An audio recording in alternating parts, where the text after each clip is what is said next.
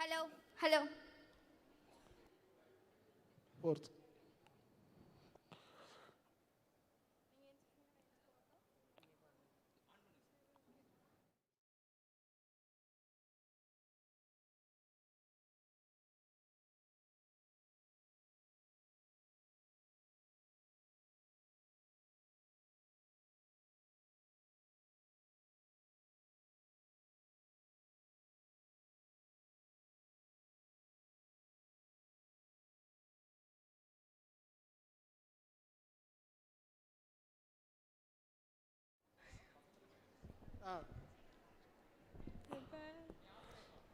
Hello.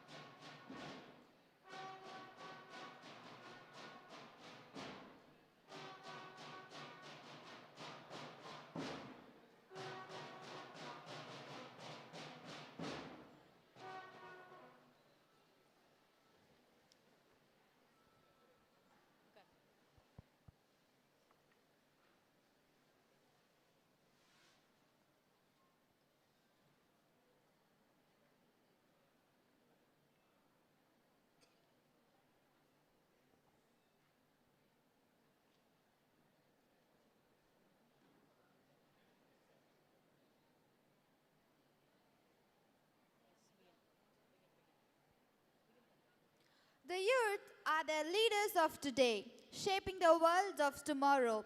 And I welcome you all for this Youth Parliament 2025, where our young leaders are gathered here to discuss and debate on the topic of Interstate River Water Dispute Amendment Bill 2019. This initiation aims to empower our students with essential skills, knowledge, and confidence to engage in meaningful dialogue and drive positive change. Motherland is the first school of patriotism. I request all.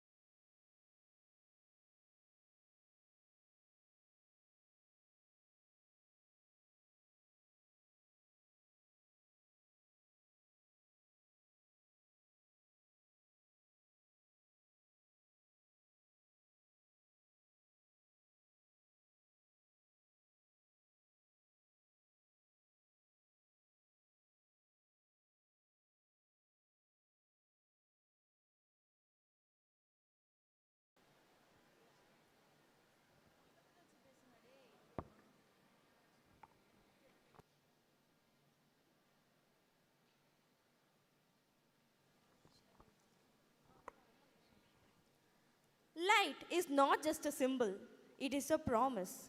A promise that knowledge will conquer ignorance, that truth will defeat falsehood, and that every new beginning holds the power to change the world. This sacred tradition reflects our collective journey from darkness to light, from ignorance to enlightenment. As the flame is kindled, may it ignite in us a passion for truth, justice, and meaningful dialogue. Let this movement mark not only the opening of Youth Parliament 2025, but also the illumination of minds.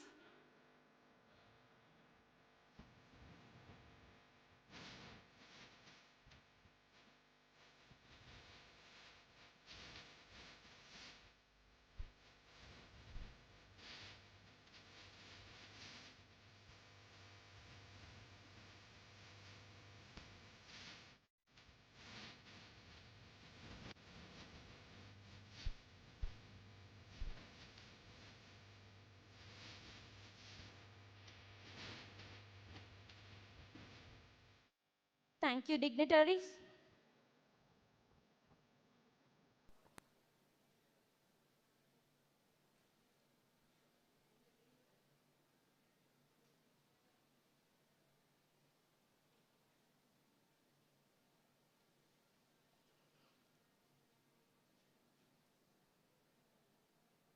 The youth are the hope of our future. Here, I invite Ms. S. Kartika from 3rd BA Political Science to welcome the gathering.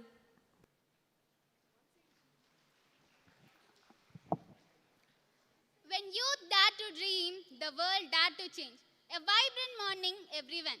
It is my immense pleasure and deep sense of honor that we welcome you all to the Youth Parliament organized by the Department of Political Science, History and Economics at Vivekananda College of Arts and Sciences for Women Autonomous. This event serves as a dynamic platform for the young minds to engage in the meaningful discussion and experience the essence of policy making. With immense pleasure, we welcome our chief guest for today's Youth Parliament program, Hon'ble KRN RAJESHKUMAR sir. Mr. KRN RAJESHKUMAR is a distinguished member of Parliament, Rajya Sabha, and the chairman of Namakkal District Central Cooperative Bank. A highly accomplished leader in the political sphere, he has not only won the election, but also won the hearts of people through his dedication for empowerment. Sir, we are truly honored to have you to preside over this occasion, sir. Your presence today is a beacon of inspiration for all of us. No institution can flourish without strong leadership. It is our utmost honor to welcome the pillar of our institution, a visionary leader, Vidya Ratna, Professor Dr. M. KARUNANITHL sir, Chairman and Secretary of Vivekananda Education Institutions and Hospitals. Sir, your relentless dedication towards education and empowerment continue to inspire us. A gracious welcome to Tirumati Krishnavini Karunanidhi ma'am, Managing Director of Vivekananda Education Institutions and Hospital. Though absent, her vision continued to inspire us always. Moving forward, we are honored to welcome our esteemed dignitaries, Professor Dr. S. Kuppuswamy sir, Executive Director of Vivekananda Education Institutions and Hospitals. We welcome you, sir. Dr. R. Balagurunathan, sir, Research Director of Vivekananda Education Institutions. We welcome you, sir. Dr. N. Rajendran, sir, Executive Officer of Vivekananda Education Institutions. We welcome you, sir. Dr. P. Baby Shakila ma'am, Principal of Vivekananda College of Arts and Sciences for Women Autonomous. We welcome you, ma'am. Dr. J. Deenadayalan sir, Dean of Vivekananda College of Arts and Sciences for Women Autonomous. We welcome you, sir. Dr. K. Padmanabhan sir, Controller of Examinations of Vivekananda College of Arts and Sciences for Women Autonomous. We welcome you, sir. Dr. M. Preside sir, Director of IQAC. We welcome you, sir. Dr. K. Prabhu sir, Head of the Department of Political Science and History. We welcome you, sir. Furthermore, we extend our esteemed welcome to all the principals of various colleges of Vivekananda Education Institution. Your presence today is a beacon of inspiration and a testament to your belief in the power of education. We are truly grateful to have you all with us today. May your presence be pleasant and fulfilling. Beyond that, a resounding welcome to head of the departments and respected faculty members who are the true architect of our young minds. Your mentorship is invaluable to us. And of course, an enthusiastic welcome to all my fellow students. This is our moment to step into the shoes of policymakers, think beyond textbooks, and actively engage in the discussion that shape nation's future. As Franklin Roosevelt once said, we cannot always build a future for our youth, but we can build our youth for the future. Let us seize this opportunity, debate responsibly, and step forward as the change makers of tomorrow. With that, once again, I extend my blissful welcome to each and every one of you. Let us make this youth parliament not just a session of discussion, but a catalyst for ideas, action, and transformation. Thank you all. Let's have an insightful session again. Thank you, Ms. Karthika, for your warm words of welcoming. Education is the most powerful weapon.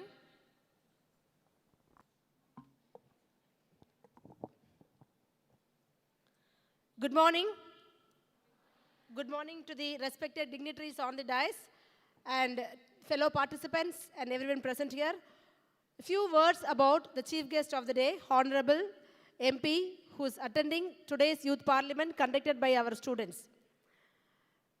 Shri KRN RAJESHKUMAR sir, the Member of Parliament, Rajya Sabha, represents the great state of Tamil Nadu. Hailing from Namakkal district, Shri Rajeshkumar sir embodies the spirit of perseverance and intellectual rigor. With a diploma in cooperative management and masters in commerce from the prestigious University of Madras, Chennai, he combines academic excellence with a deep commitment to grassroots development. As a prominent member of Dravidiya Munnetra Kazhagam, Shri Rajesh Kumar has dedicated his political career to uplifting marginalized communities and advocating for progressive policies. Elected to the Rajya Sabha in 2021 and re-elected in 2022, his parliamentary journey reflects unwavering dedication. Committee on Housing and Urban Affairs, he played a pivotal role in shaping policies for sustainable urban development. In Committee on Energy 2022 at present, he actively contributes to India's energy security and equitable resource distribution. Shri Rajesh Kumar's parliamentary record speaks volumes about his relentless advocacy for Tamil Nadu and to the nation. More than 50 plus debates, he had raised critical issues from MG-NCRE's fund delays to wheat shortages with data-driven interventions. More than 322 questions he has raised on a record-breaking number in surpassing national about 172 and state about 179 averages, showcasing his diligence. He is a champion of grassroots issues, fought for women sanitation access, healthcare in rural Namakkal and fishermen's welfare, providing his deep connect with the people. With his 71% attendance, aligns with Tamil Nadu's average, his 58 debates and pending private numbers bills highlight opportunities for even greater impact, a testament to his transparency and growth mindset. Beyond statistics, Shri Rajesh Kumar's legacy lies in his compassionate leadership, whether ensuring diagnostic facilities for villages or amplifying farmers' voices in parliament. He doesn't make policies, he just transforms lives.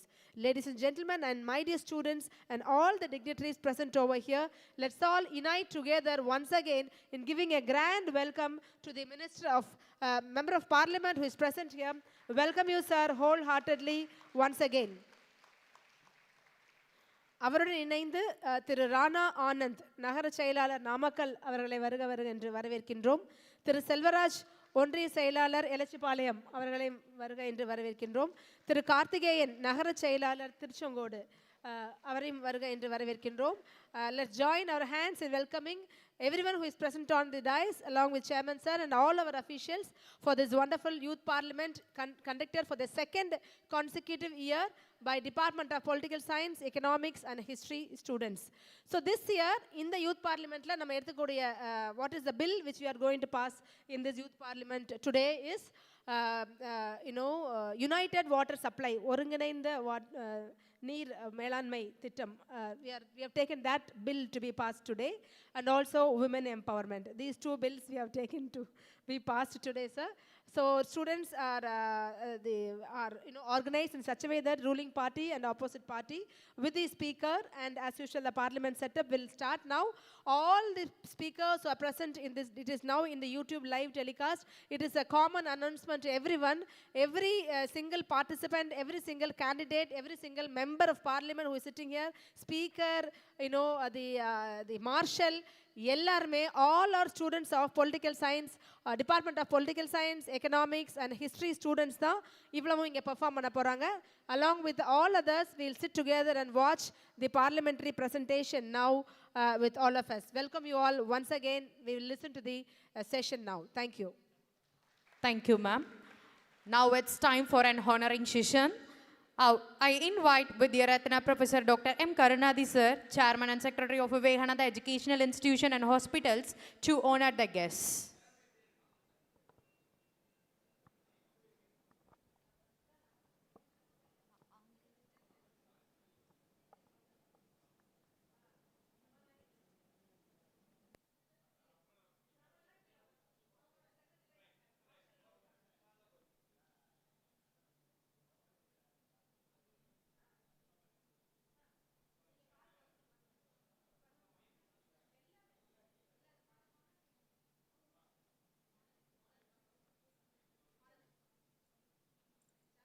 Now it's time for honoring session. I request Professor Dr. M. Karunanithl sir, Chairman and Secretary of Vivekananda Educational Institution and Hospital, to honor the guests.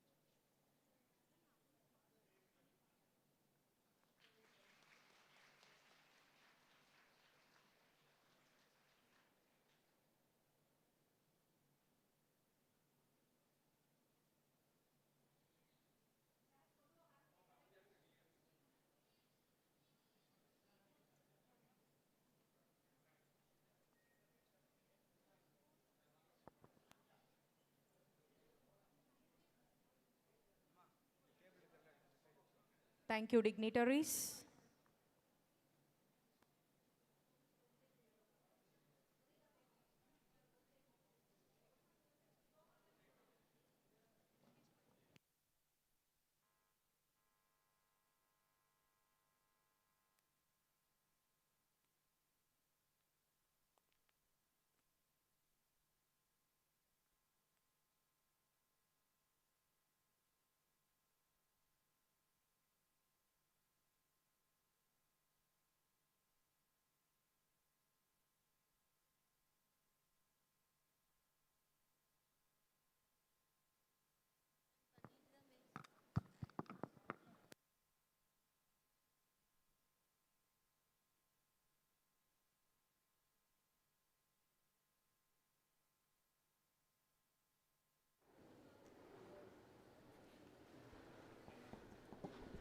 Hello.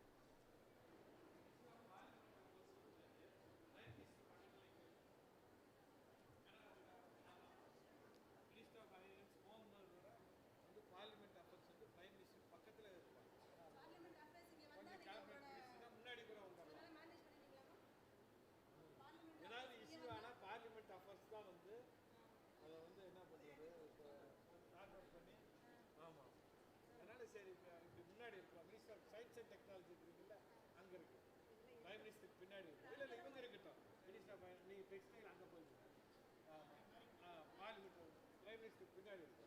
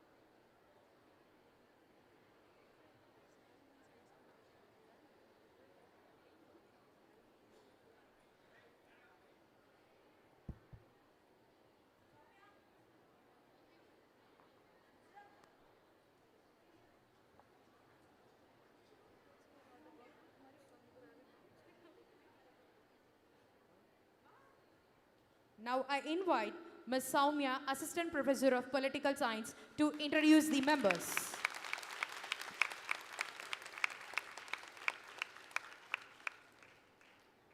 It's my privilege to introduce the talented and dedicated students who are going to demonstrate themselves as a minister in our today's youth parliament.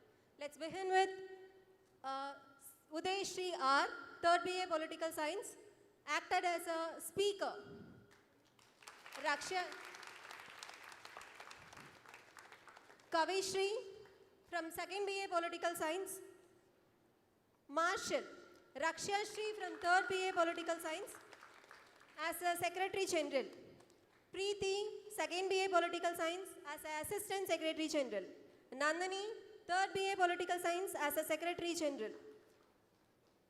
Stepping into ruling party, Shobika K from 3rd BA Political Science, Prime Minister. Udayadashni, 2nd BA Political Science, Minister of Jal Shakti. Kavya Shakti M, 3rd BA Political Science, Minister of Home Affairs. Yuvashri A, 2nd BA Political Science, Ministry of Parliamentary Affairs. Vijayalata SN, 2nd BA Political Science, Minister of Science and Technology. Kartika V, 2nd BA Political Science, Minister of Rural Development. Harisha S, 2nd BA Political Science, Minister of Labour and Development. Nishani A, 3rd BA Political Science, Minister of Road Transport and Highways. Soundarya K, 1st BA Economics, Minister of Coal. Rasika G, 2nd BA Political Science, Minister of Housing and Urban Affairs. Ramya Shri, 2nd BA Political Science, Minister of Panchayati Raj. Shweta K, 3rd BA Political Science, Minister of Women and Child Development. Madhumita R, 3rd BA Political Science, Minister of Railways. Trisha M, 3rd BA Political Science, Minister of Power. Vinoda, 3rd BA Tamil, Minister of Culture. Gomati, 2nd BA Political Science, Minister of External Affairs. Surya Shri SS, First BA Political Science, Minister of Agriculture. Tejashwini CS, First BA Political Science, Minister of Corporate Affairs. Jessica Malar J, First BA Political Science, Minister of Law and Justice. Gopika A, First BA Political Science, Minister of Health. Vijay Lakshmi V, First BA Political Science, Minister of Tribal Affairs. Dashini R, First BA Political Science, Minister of Textiles. Radhika P, First BA Political Science, Minister of Coal. Jayashwatika D, First BA Political Science, Minister of Environment. Abhinaya M, First BA Political Science, Ministry of Minority Affairs. Sharni R, First BA Political Science, Ministry of Rural Development. Stepping into Opposition Party, Niveda Priya, 3rd BA Political Science, Leader of Opposition. Maunika Devi S, 3rd BA Political Science, Member of Parliament from Keshpur. Jagadishwari P, 3rd BA Political Science, Member of Parliament from Mysore. Nikita TLS from 3rd BA Political Science, Member of Parliament from Ranchi. Saranya Lakshmi M, 1st BA Economics, Member of Parliament from Andaman Nicobar. Kavya J, 3rd BA Political Science, Member of Parliament from Amritsar. Abhinya KM, 3rd BA Political Science, Member of Parliament from Pune. Lipuja J, 2nd BA Political Science.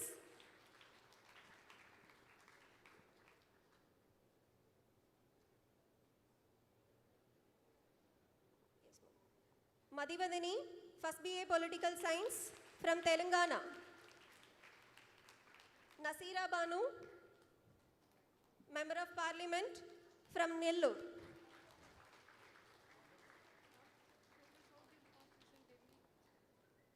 Varalakshmi, Member of Parliament from Raipur. Pradeepa B, Member of Parliament from Surat. Nevila, Member of Parliament from South Delhi. Inbashri, Member of Parliament from Ahmednagar. Sharmi, Member of Parliament from Jalna. Preeti, Member of Parliament from Almora. Lakshana, Member of Parliament from Raipur. Balamugi, Member of Parliament from Virudhunagar. Brinda, Member of Parliament from Mizoram. Afila Steffi, Member of Parliament from Hamirpur. Akshaya, Member of Parliament from Virudhunagar. Dhanushri, Member of Parliament from Tamil Nadu. Yogita, Member of Parliament from Barpeta. Kavya J, Member of Parliament from Barpeta. Vihasini, Member of Parliament from Howrah. Abhinay Shri, Member of Parliament from Kolkata. Sumita A, Member of Parliament from Thrissur. Madhumita N, Member of Parliament from Arunachal Pradesh. Let's begin our insightful session. Thank you, Sonia. It's a platform where voices echo with vision, where ideas meet action, and where the youth take center stage in shaping tomorrow. As we gather here today, let us remember that this is not just a simulation, it's a celebration of democracy, dialogue, and determination. Through debates, discussions, and diverse perspectives, we aim to understand not only the mechanics of governance, but the spirit of civic responsibility. So, without further ado, let us officially commence the Youth Parliament session. May this be a day of powerful speeches, respectful debates, and inspiring ideas. Let the voice of the youth be heard. Now, I request the Speaker of the House to take charge and start the Parliament session 2025.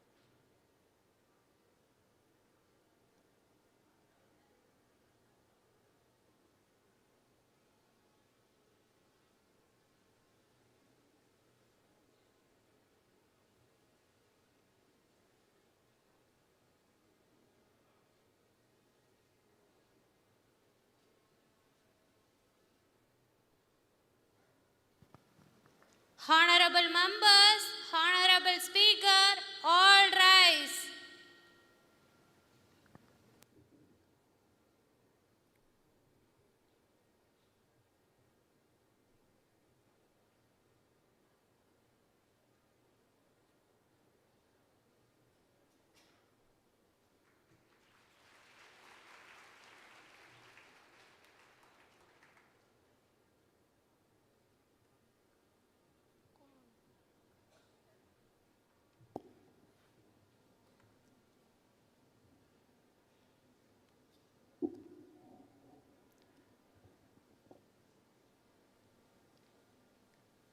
Honorable members, a very good morning to one and all, and I welcome you all to the National Youth Parliament session.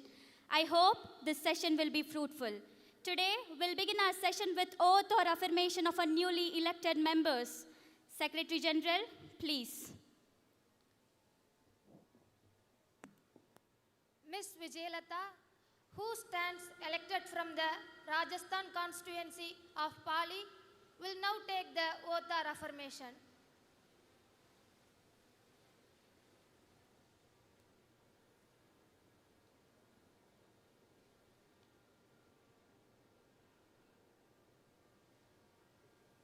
Do you want to take oath or affirmation? Oath, please. In which language would like to take the oath? English, please. I, Vijayalatha, having been elected a member of the lower house of Youth Parliament, do swear in the name of God that I will bear truth, faith and allegiance to the Constitution of India as well as established, that I will uphold the sovereignty and integrity of India, and I will faithfully discharge the duty upon which I am about to enter.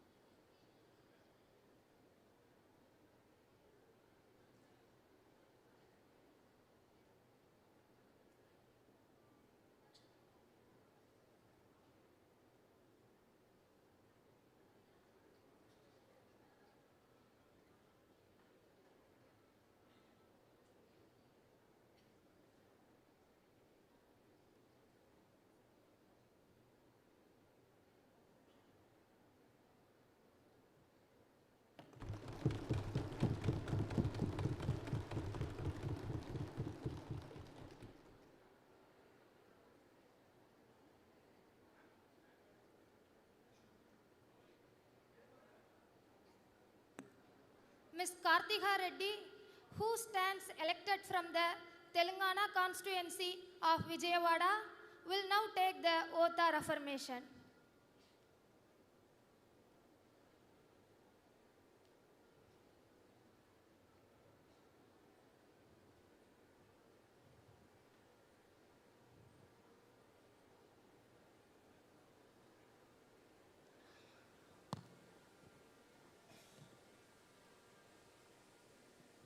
Do you want to take oath or affirmation? Oath, please.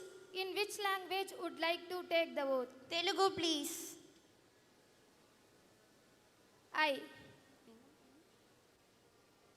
కార్తిగా Reddy అయిన నేను youth parliament దిగువ సభ సభ్యురాలిగా ఎన్నికబడినందుకు చట్ట ప్రకారం భారత రాజ్యాంగంపై నిజమైన విశ్వాసం మరియు విధేయతను కలిగి ఉంటానని నేను సర్వభౌమాధికారాన్ని సమర్థిస్తానని దేవుని పేరు మీద ప్రమాణం చేస్తున్నాను.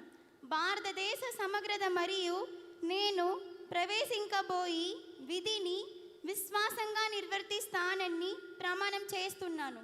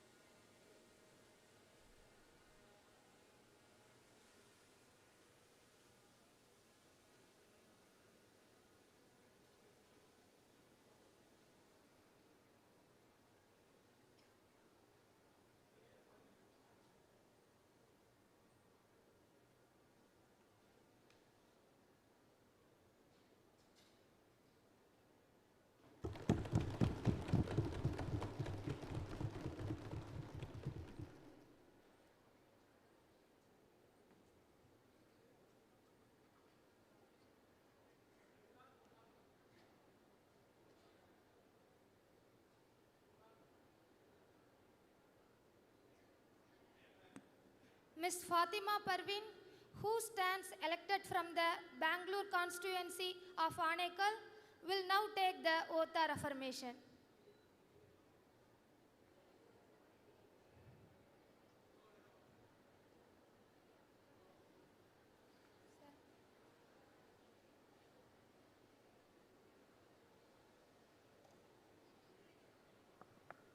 Do you want to take oath or affirmation? Yes, oath please. In which language would like to take the oath? Kannadam please. I. Ms. Tirumadi M. Fatima Parveen, ಯುವ ಸಂಸತ್ತಿನ ಕೆಲಮನೆಯ ಸದಸ್ಯರಾಗಿ ಆಗಿ ನಂತರ ನಾನು ಕಾನೂನಿನ ಮೂಲಕ ಭಾರತ ಸಂವಿಧಾನಕ್ಕೆ ನಿಜವಾದ ನಂಬಿಕೆ ಮತ್ತು ನಿಷ್ಠೆಯನ್ನು ಹೊಂದಿದ್ದೀನಿ ಎಂದು ದೇವರ ಹೆಸರಿನಲ್ಲಿ ಪ್ರಮಾಣ ಮಾಡಿ ನಾನು ಭಾರತ ಸಾರ್ವಭೌಮತೆ ಮತ್ತು ಸಮಗ್ರತೆಯನ್ನು ಮತ್ತು ನಾನು ಪ್ರವೇಶಿಸಲಿರುವ ಕರ್ತವ್ಯವನ್ನು ನಿರ್ವಹಿಸ್ತೀನಿ.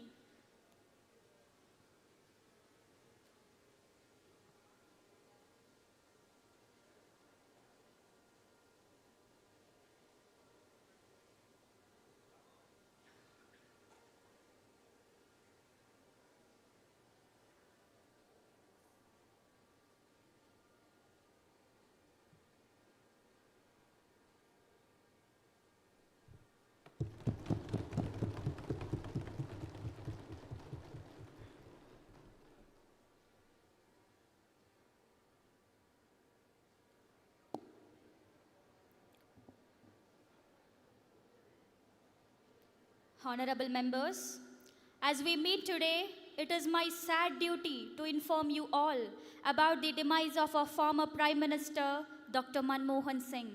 He was a member of Rules Committee, Privileges Committee, Petition Committee, and Public Accounts Committee.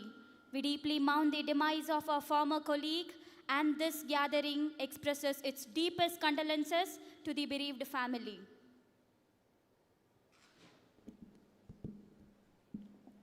I'm deeply saddened to hear our former prime passed away. His kindness and intellect inspired countless individuals, includes me. This is a tremendous loss for our nation. His contribution towards India's economical growth and his service towards India's development will always be remembered. share our deepest condolence to his family and to his supporters. Let us pray his soul may rest in peace. With profound sorrow, I rise to inform this House of the passing of Dr. Manmohan Singh, a former Prime Minister of India, a distinguished economist, and an esteemed member of the Parliament. Dr. Manmohan Singh's contribution to India's economic and political landscape had left an enduring mark in our nation's history. As the architect of India's economic liberalization in 1991, had steered the country towards growth, development, and global recognition. A man of integrity, wisdom, and humility, Dr. Manmohan Singh dedicated his life to public service, ensuring economic stability and progressive governance. India has lost a visionary leader, an intellectual giant, and a true statesman. His legacy will continue to guide our nation's path in the years to come. On behalf of this House, I extend our heartfelt condolences to his family, colleagues, and countless citizens who admired and respected him. The House may stand in silence for a while to express our deep sorrow.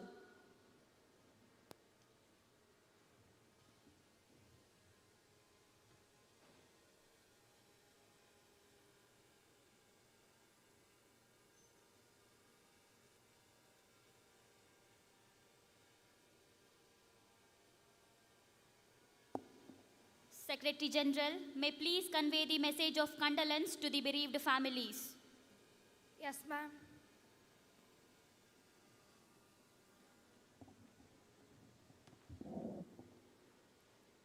Prime Minister to introduce new ministers. Ms. Speaker, Madam, I have pleasure in introducing to you, through you, to the House, my colleagues, the new ministers. Ms. Kartika Reddy, Ministry of Rural Development.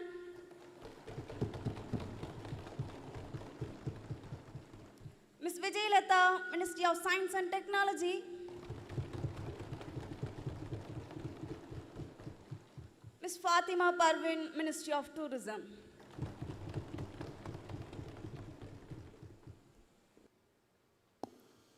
Now, the question hour starts.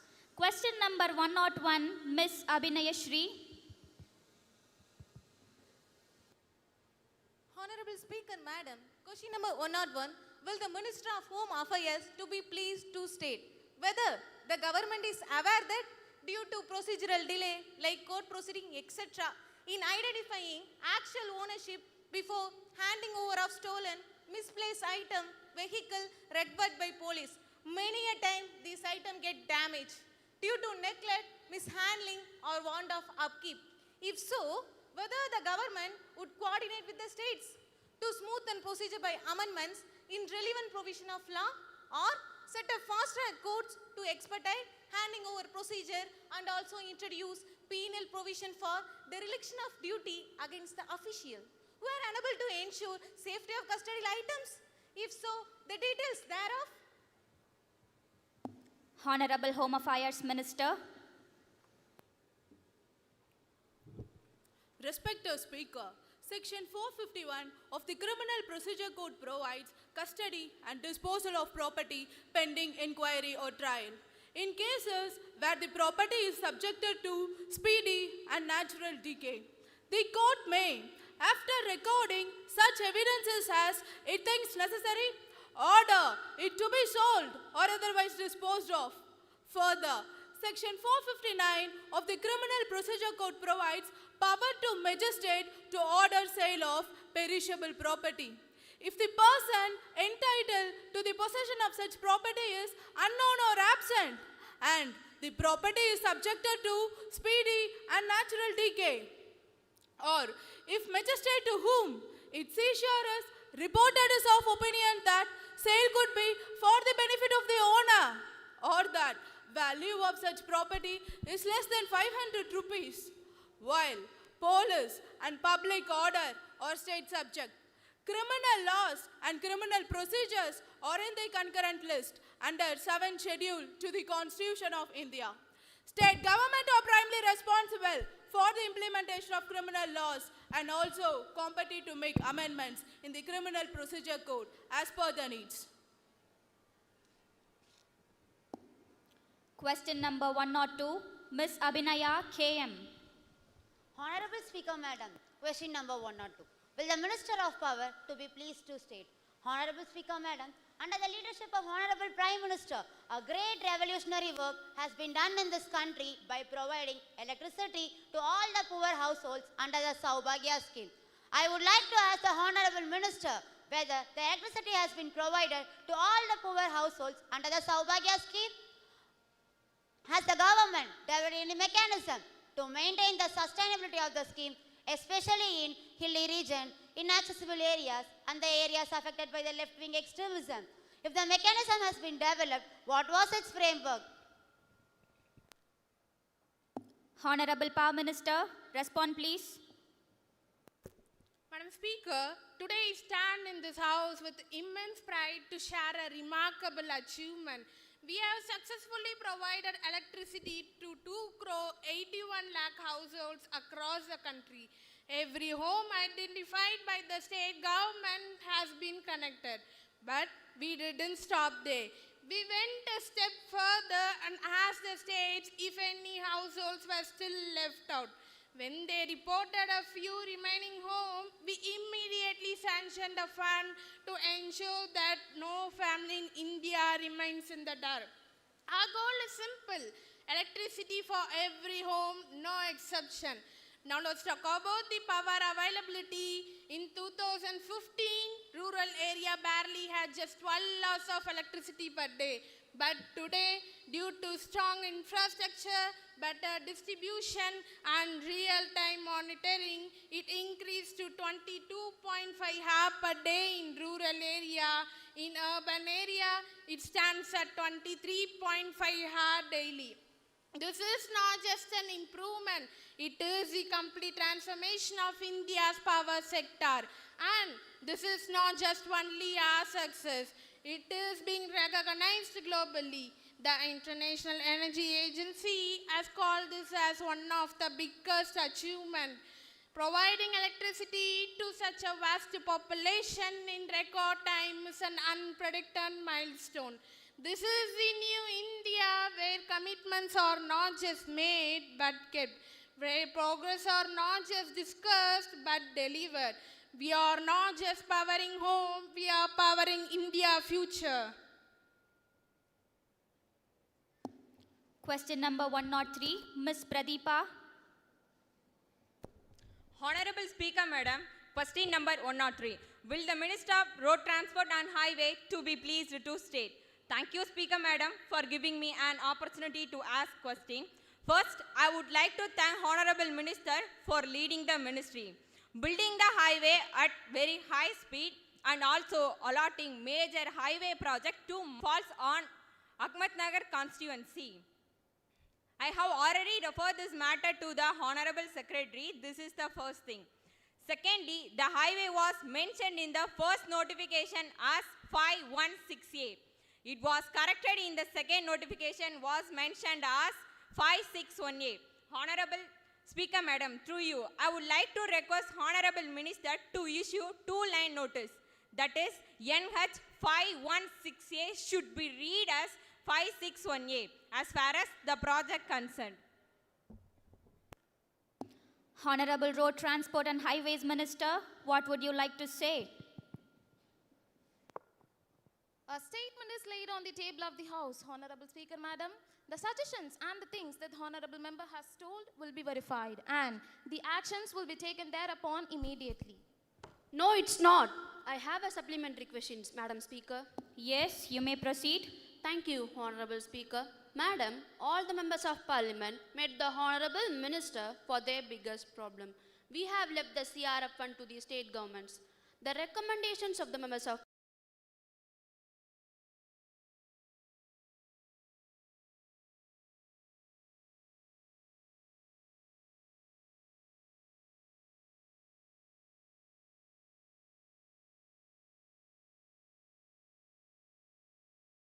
on the basis of recommendations of the MPs, the roads under CRF fund should be taken because it is a union government fund. Has the union government made any such plans? Yes, we have a plan, Madam Speaker. It is fact that we cannot accept any recommendation without the recommendation of the state government. So therefore, the honorable member also needs to get permission from the state government for her work, and only after getting the recommendation therefrom, it gets approval. The point that the honorable member has raised is certainly important that even after our parliament is being the supreme body, members of parliament have not been given any right in this. Keeping in view his sentiments and the sentiments of all the members, I will send a recommendation to the Honorable Finance Minister that certain funds from this fund will be given directly to the recommendation of the members of the House. Only after his permission, this law will be amended, and only then it can happen.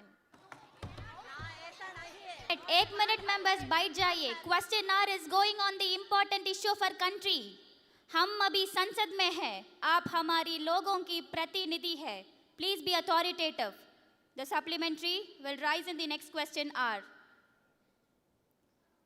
Honorable members, as we are in the 0 hour, the time to raise the urgent matters of public importance, please be concise and respectful.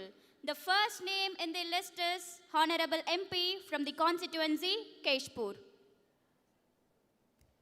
Thank you, Madam Speaker.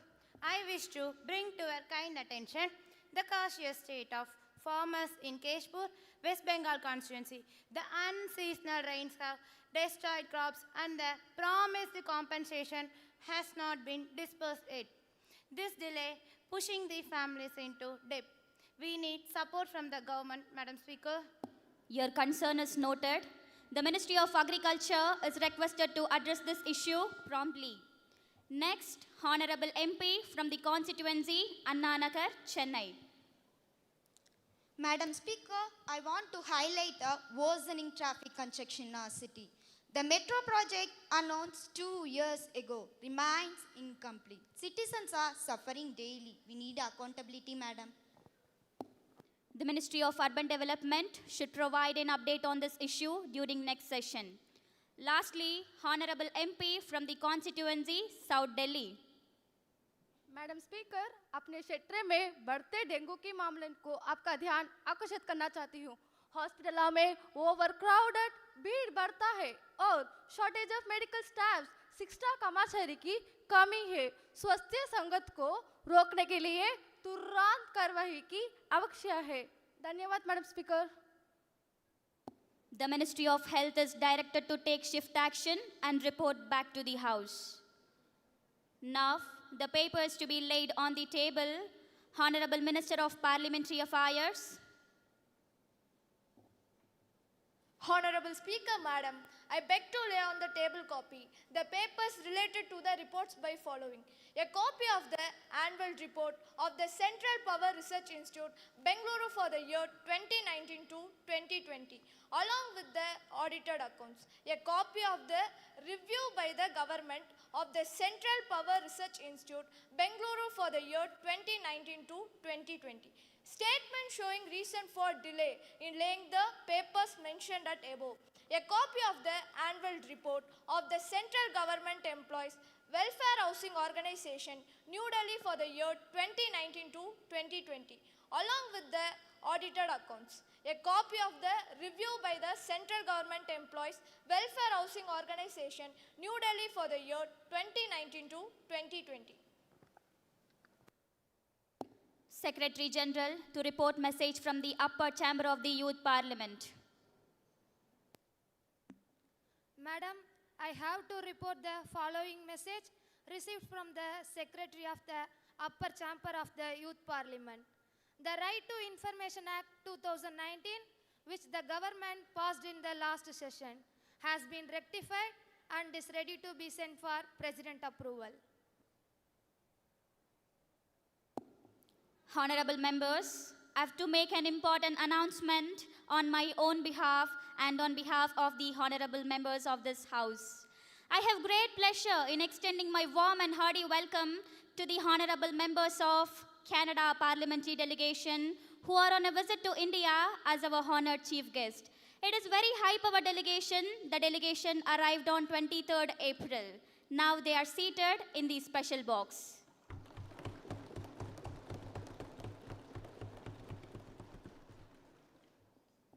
We wish them a happy and comfortable stay in our country.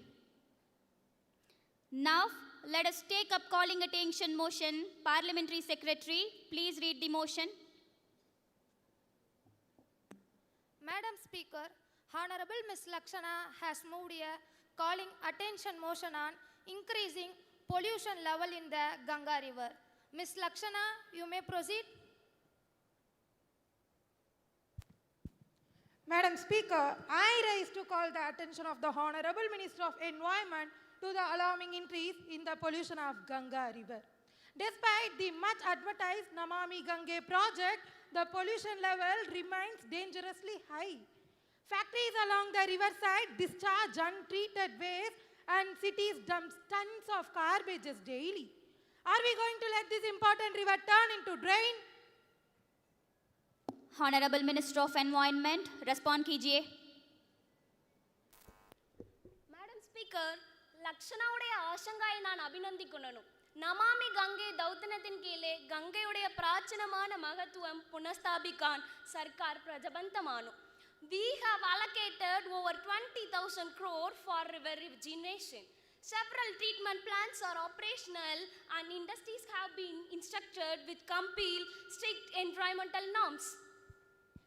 Madam Speaker, with due respect, the Honorable Minister's words do not reflect the reality.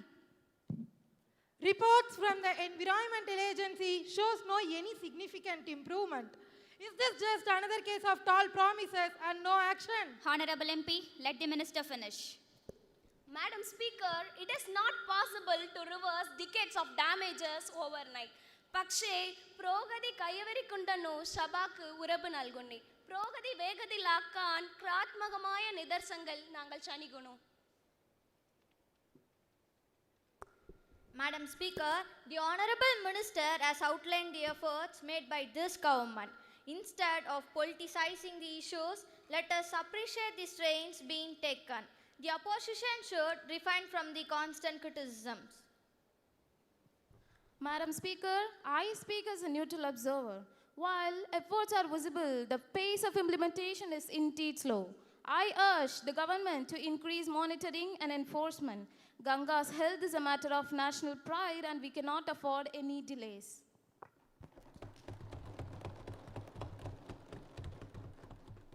Exactly, Madam Speaker. Words won't clean the river. Action will. Action will, Madam Speaker. I demand a clear timeline for achieving real results. Madam Speaker, നിങ്ങൾ എൻ്റെ ശ്രമങ്ങൾ വേഗത്തിലാക്കുമെന്നും പ്രയോജനത്തെക്കുറിച്ചുള്ള വിശദമായ report സമർപ്പിക്കുമെന്നും അടുത്ത സെഷനിൽ ഈ പ്രശ്നം പരിഹരിക്കുന്നതിന് ഉഭയകക്ഷി സഹകരണങ്ങൾക്കും ഞങ്ങൾ തയ്യാറെന്നും ഞാൻ ഈ സഭയ്ക്ക് ഉറപ്പ് നൽകുന്നു. Very well. The House takes note of the matter. Now, this session will proceed to next agenda, that the bill further to amend the Interstate River Water Disputes Act 2006 be taken into consideration. Yes, Minister, please wait for your turn. Members, please wait for your turn. Let her complete. बुझाती प्यास नदी हिन प्रकृति का मधुर साज, इसके बिना सोना संसार, नदी से हिन जीवन का सार, संबोला इसे बचाओ उसे, नदी का सम्मान लता उसे, वरना सूख जाए जीवन का गाता और छिन जाए धरती का परिभाषा. Madam Speaker, our India is a land of many rivers with 24 major river basins flowing across multiple states. Water is not just a resource, it is the lifeline of our farmers, industries and communities. However, due to the interdependency of the states on shared river waters, disputes often arise. History has shown us that water conflicts can lead to prolonged legal battles, economic losses and social unrest. To address this, our constitution under Article 262 Clause 1 empowers Parliament to adjudicate interstate water disputes. Accordingly, the Interstate River Water Dispute Act 1956 was enacted to provide a legal framework for such conflicts. Over the years, amendments have been introduced to streamline the process, reducing delays and ensure the better enforcement of tribunal decisions. Madam Speaker, I want to shed light on the long-standing issues surrounding border disputes in our country. The Ravi-based border sharing issues has persisted for over 33 years despite amendments aimed at expediting the process. The Punjab Accord of 1986 sought to resolve this, yet the canal remained unfinished. Similarly, other tribunals have also taken years. 11 years for Godavari, 10 years for Narmada, and 28 years for Kaveri Dispute Agency to deliver their reports. Out of 9 unions which are formed to address these concerns, only 4 have submitted their report for further delaying resolutions. Recognizing these inefficiencies, steps were taken in 2013 to introduce a new bill, which was later reviewed by Nidhi Aayog in 2016. Eventually, in 2017, the Interstate River Water Amendment Bill was placed before Parliament for further deliberation. Our current system allows indefinite delays in tribunal reports with no time limit for submission or publication. Some panels have taken years, and government interference has further stalled union work. Additionally, there are no age limit for chairperson and members, leading to prolonged tenures without accountability. To address this, we propose replacing the separate municipalities with one permanent union to ensure efficiency. The permanent tribunal will handle disputes, replacing the ineffective existing unions. This law will merge all unions into one and introduce a duty resolution committee to settle disputes within 6 months, extendable by 1 year. If unresolved, the tribunal must issue a final decision within 2 years. These reforms will eliminate delays, ensure accountability, and create a faster dispute resolution process. The previous system allowed the government to delay in tribunal decisions indefinitely. To prevent this, we have restructured the tribunal, ensuring all 3 members operate under the judiciary. Yes, the Chief Justice appoints them, but delays in appointments have stalled union work. To fix this, we propose a permanent council of 8 members, including 3 from judiciary and 3 from budget committee. Cases can be referred to sub-panels, and members can appoint replacement when needed to prevent delays. These reforms will streamline decision-making and ensure the timely resolution of river water disputes that have been pending for years. I appeal to the House that all the honorable members consider all this issue and allow the proposed bill to be passed unanimously. That the bill further to amend the Inter-Regional River Water Dispute Act 2006 be considered. Thank you.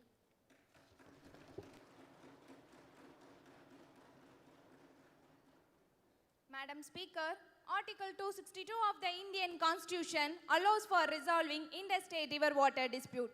It states that disputes regarding interstate rivers or river valleys should be adjudicated.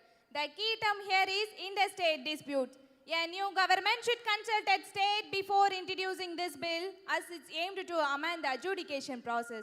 Bypassing consultations weakens federalism. Over 70 years, India has set up 9 tribunals, but only 4 have given their verdicts, while still 5 remain pending. This bill seeks to address these inefficiencies. The Ravi Beach Water Tribunal has not awarded in last 33 years due to legal issues. Haryana and Rajasthan, though beneficiary states, are not riparian or basin states, making their claim legally questionable under Article 262 and also Interstate River Water Dispute Act 1956.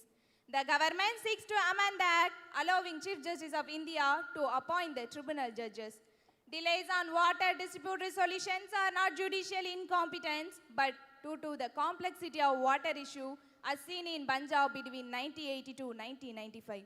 Concluding that tribunals are ineffective due to delays is oversimplified. Thank you, Madam Speaker. I was submitting that the reason why the particular tribunal has not been able to deliver an award, it was because issues pertaining to water are increasingly complex.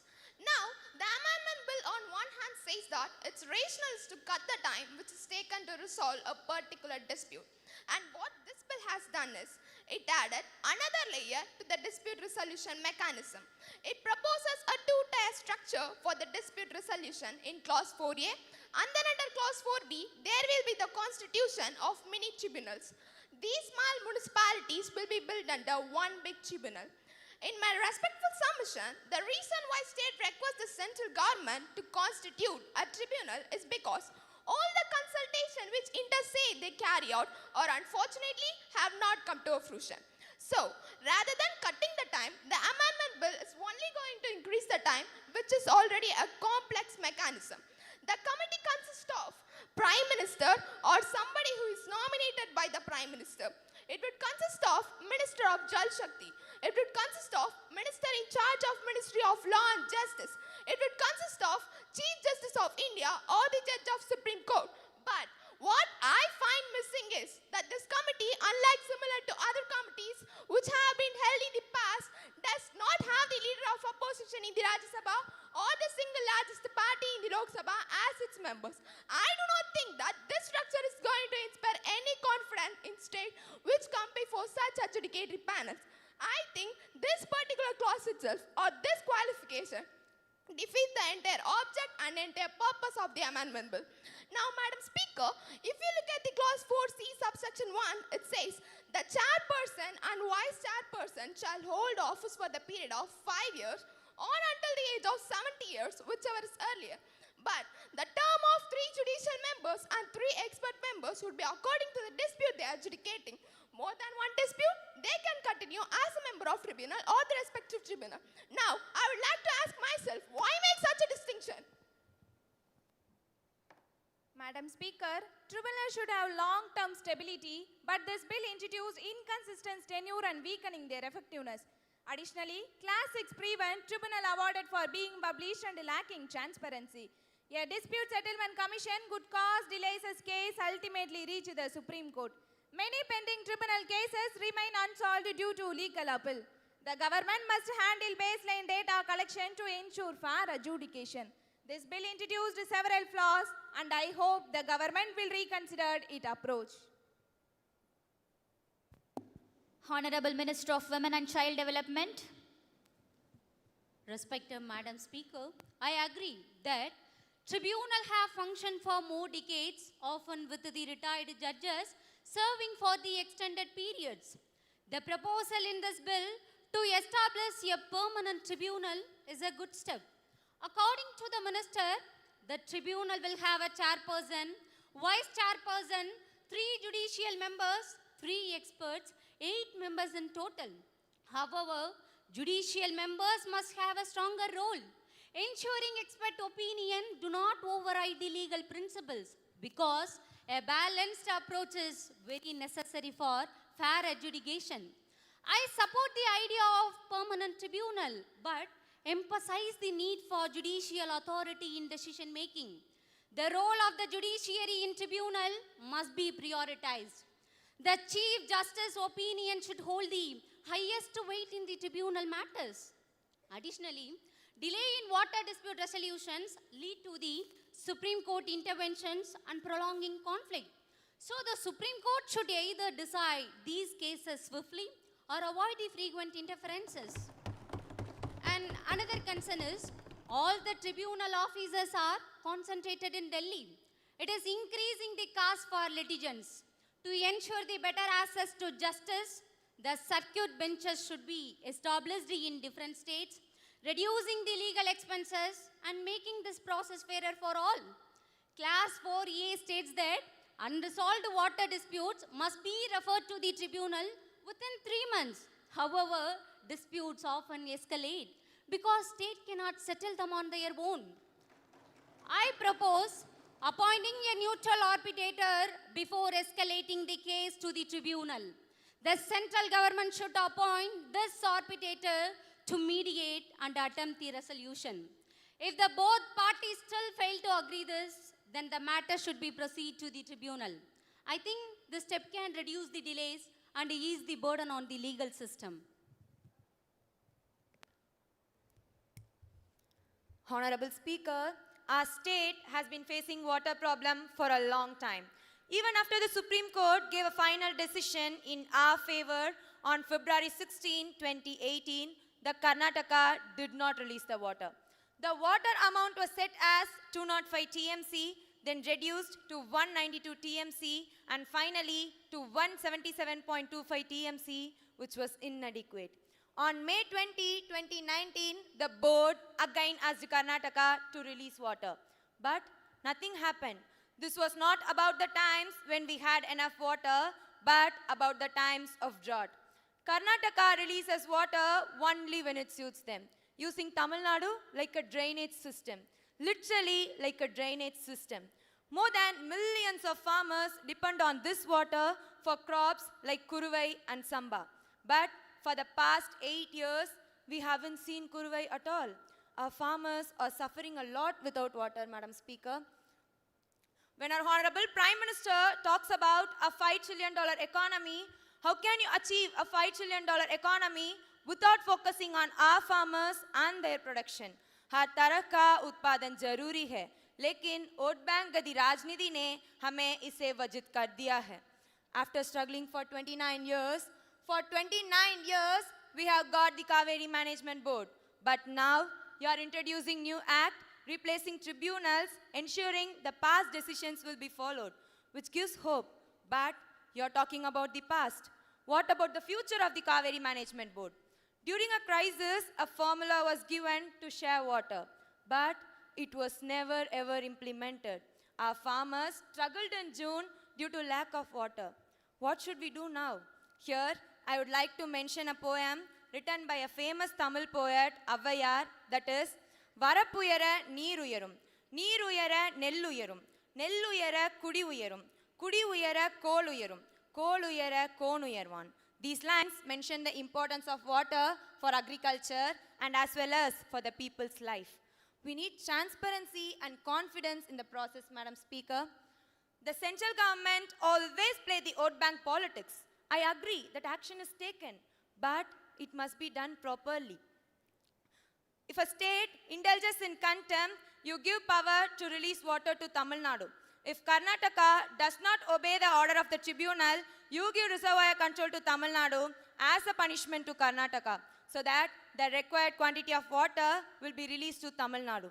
These are distress times because water is very essential for agriculture. If you want us to trust you, you do something in black and white and do not play with words. You are always treading in the grey area. Tamil Nadu has had enough. We do not think that this government and the Ministry of Jal Shakti is going to do any justice because nothing is clear. With these words, I oppose the bill and I would request you to come out clean and show us that you have some Shakti.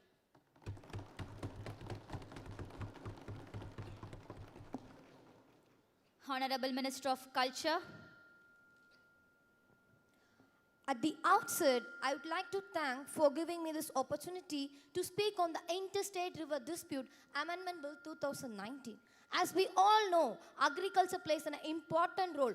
Overall, 65% of the total India's population depends on agriculture. The Nityoic wants that India is at risk of drinking water crisis, as the scenario is changing every year. For example, Chennai floods in 2017 led to major water shortages. Haryana, the state, faces major problem with Krishna, Godavari and Vamsadhara. The negotiations are the only key to resolving the solutions rather than political conflicts. The Dispute Resolution Committee, DRC, is seen as the positive step, but concerned it is extended about 1 year. The climate change, which occurs the flood in one region and drought in another region to make the real-time water management. This bill, 2019, is generally supported by some people, but some feel it is incomplete in resolving all the water sharing disputes. But by this bill, we can say we can resolve all the solutions. And by this bill in Telangana, the Kalishwaram project is highlighted as the successful example of water management. So finally, madam, as the problem is very crucial, immediate action must be taken as faster to prevent all the delays which affects agriculture and water access. So we all wholeheartedly support this bill. You're talking about Dispute Redressal Committee, huh? The Dispute Redressal Committee, DRC. never decides on any matter.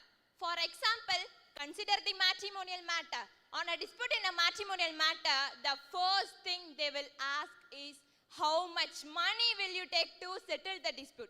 This is their approach. This cannot be the approach. As per the Delhi High Court rules, there should be a conciliation.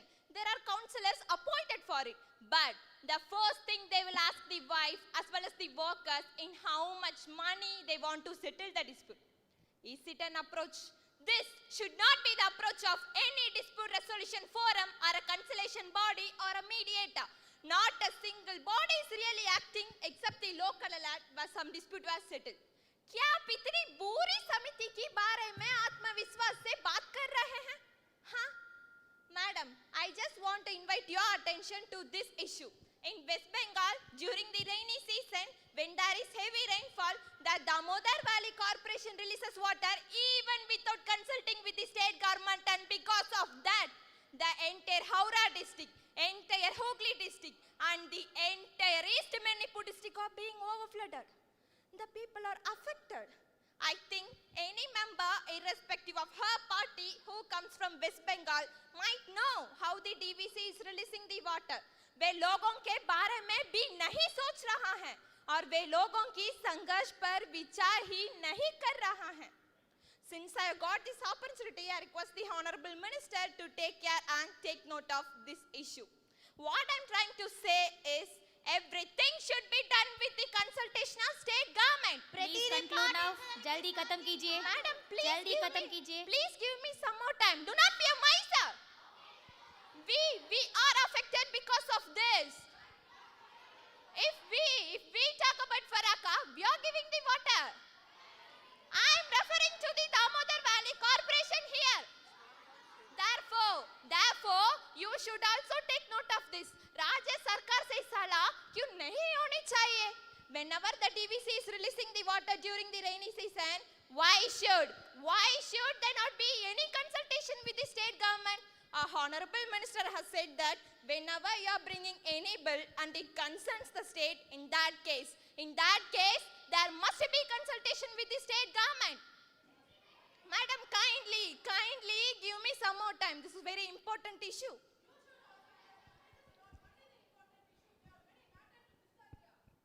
I am agreeing your point.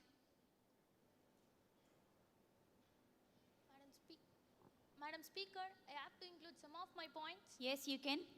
Thank you, Madam Speaker, for giving me this opportunity to speak on the Interstate River Water Disputes Amendment Bill 2019.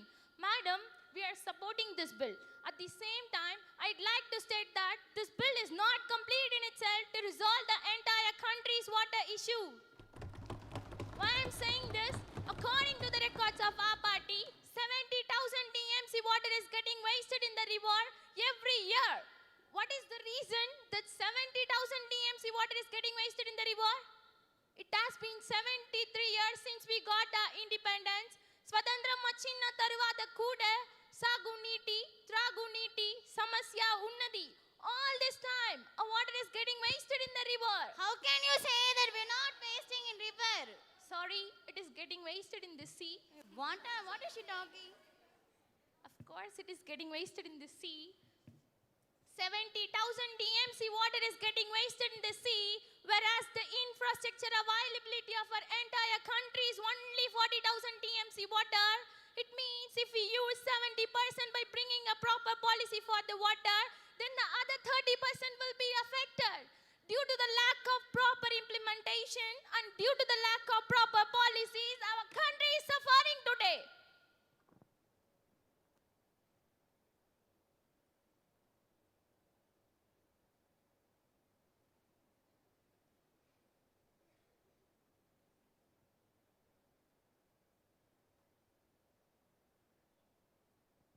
Madam, our Telangana Chief Minister has told this to everyone. For this, the policy should be made at the national level, and you people should try for the national level water policy. It should be complete in every respect. We'll say in Hindi कि आपको एक राष्ट्रीय जल योजना लानी चाहिए. We say in Telugu जातीय जल विधानम अवसरम उन्नदे. That's why I request, this is very much needed. Recently in Telangana, we have completed the world's biggest lift irrigation project, which is called as Kalishwaram project. After the formation of Telangana, a chief minister resolved a meeting with the chief minister of Maharashtra. Similarly, the talks were also held with the chief minister from Andhra Pradesh. 2 నెలలకు మున్నదే ముగ్గురు ముఖ్య మంత్రులు కలిసే ఈ ప్రాజెక్టులను ప్రారంభించారు. This is historic. Finally, we have sorted out about 30 rivers. There is no need to talk about all of them. I have already told you about the wet waters of all these rivers: Ganga, Indus, Godavari, Krishna and Mahanadi. Along with that, we support the national level water policy. మొత్త భారతదేశాలు నీటి పరిష్కరించడానికి మేము ఒక విధానాన్ని తీసుకొచ్చాము. So we are supporting this bill, Honorable Speaker, Madam.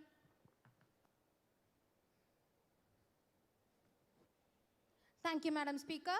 Water is necessity for everyone. In a large country like ours, there are large and small rivers spread over the country. While in many parts, there is a threat of floods. In another parts, it always exceeds a drought-like situation.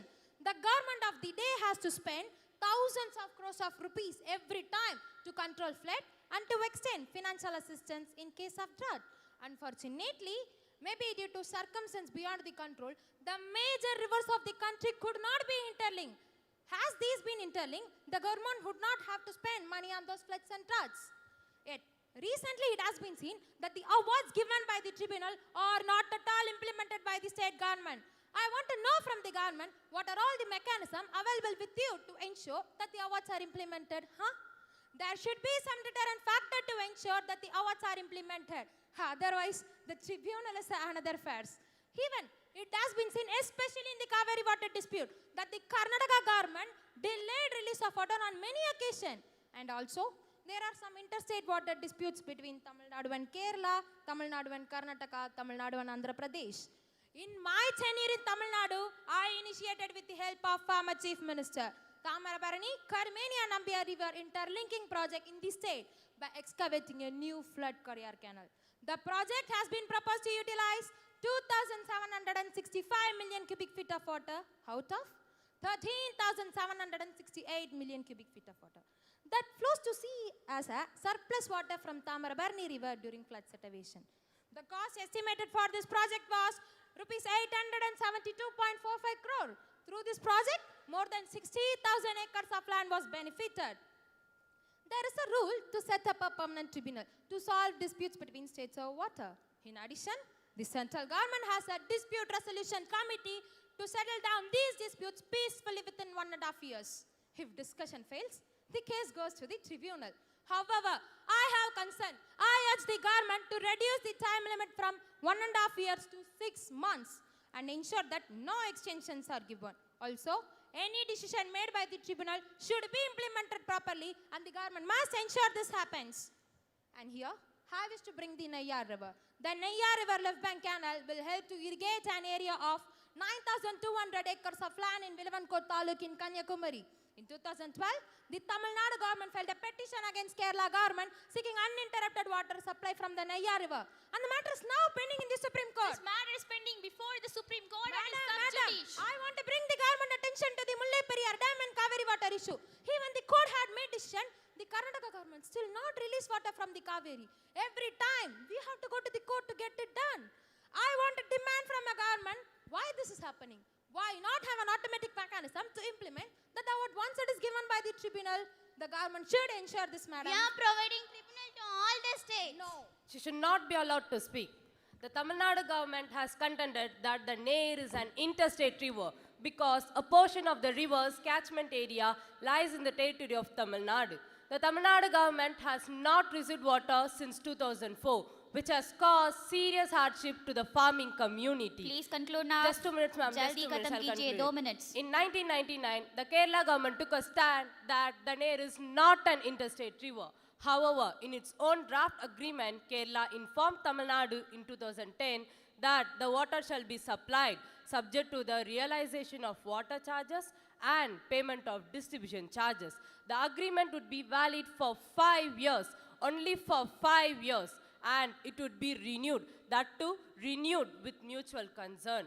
The Supreme Court in November 2016 had framed certain issues, including whether a river can be classified as an interstate river and also whether a legal obligation is imposed to the Kerala government to supply water from the Ney River to Kanyakumari under the State Reorganization Act 1956.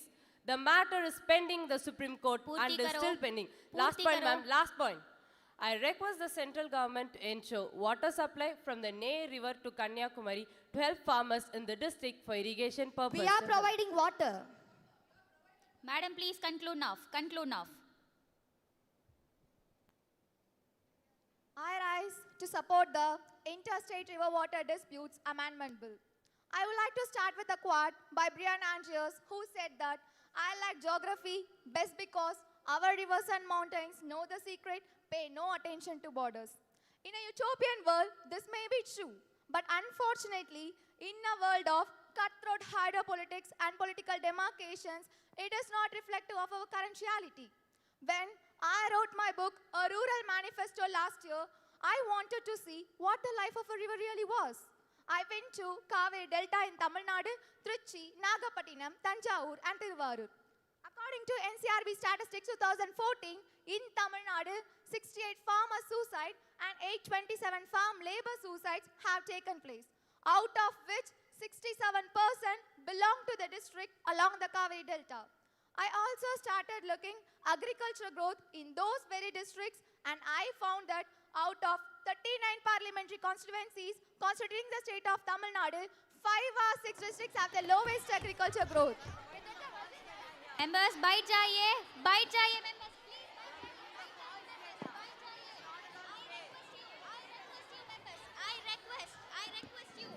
I request every member of this parliament to take your respective seats. Please, members, please, I request you, please, ek minute bite jaiye.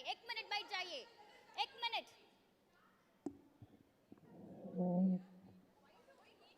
ये सरकार की जवाबदेही है। आप सवाल तैयार करने के लिए कड़ी मेहनत करती है और फिर सवाल नहीं पूछते। आप सदन के वेल में आकर नारे लगाती है। हमारी देश की जनता चाहती है कि ये संसद चले, इसे संसदीय परंपराओं और नियमों के अनुसार काम करना चाहिए, लेकिन आप जिस तरह से व्यवहार कर रही है वह सही नहीं है। Members, the way you members are behaving is not right. You are honorable. You have to behave accordingly. Yes, Minister, please continue. I would like to mention some lines from the great women poet Avvayar, who spoke about the greatness of water. Neerilla nilamillai, nilamilla sorillai, sorilla uyirillai. And these words from the women poet reminds us that water is our foundation of life. Madam Speaker, now I come to the bill, if you just permit me some time. The honorable member before me said that the bill will take very long, but the Dispute Resolution Committee has been given a time of 1.5 years and 4.5 years. But the fact is that these are complex and enormous issues. There is an issue which I would like to talk about, which is the moot point of this whole bill.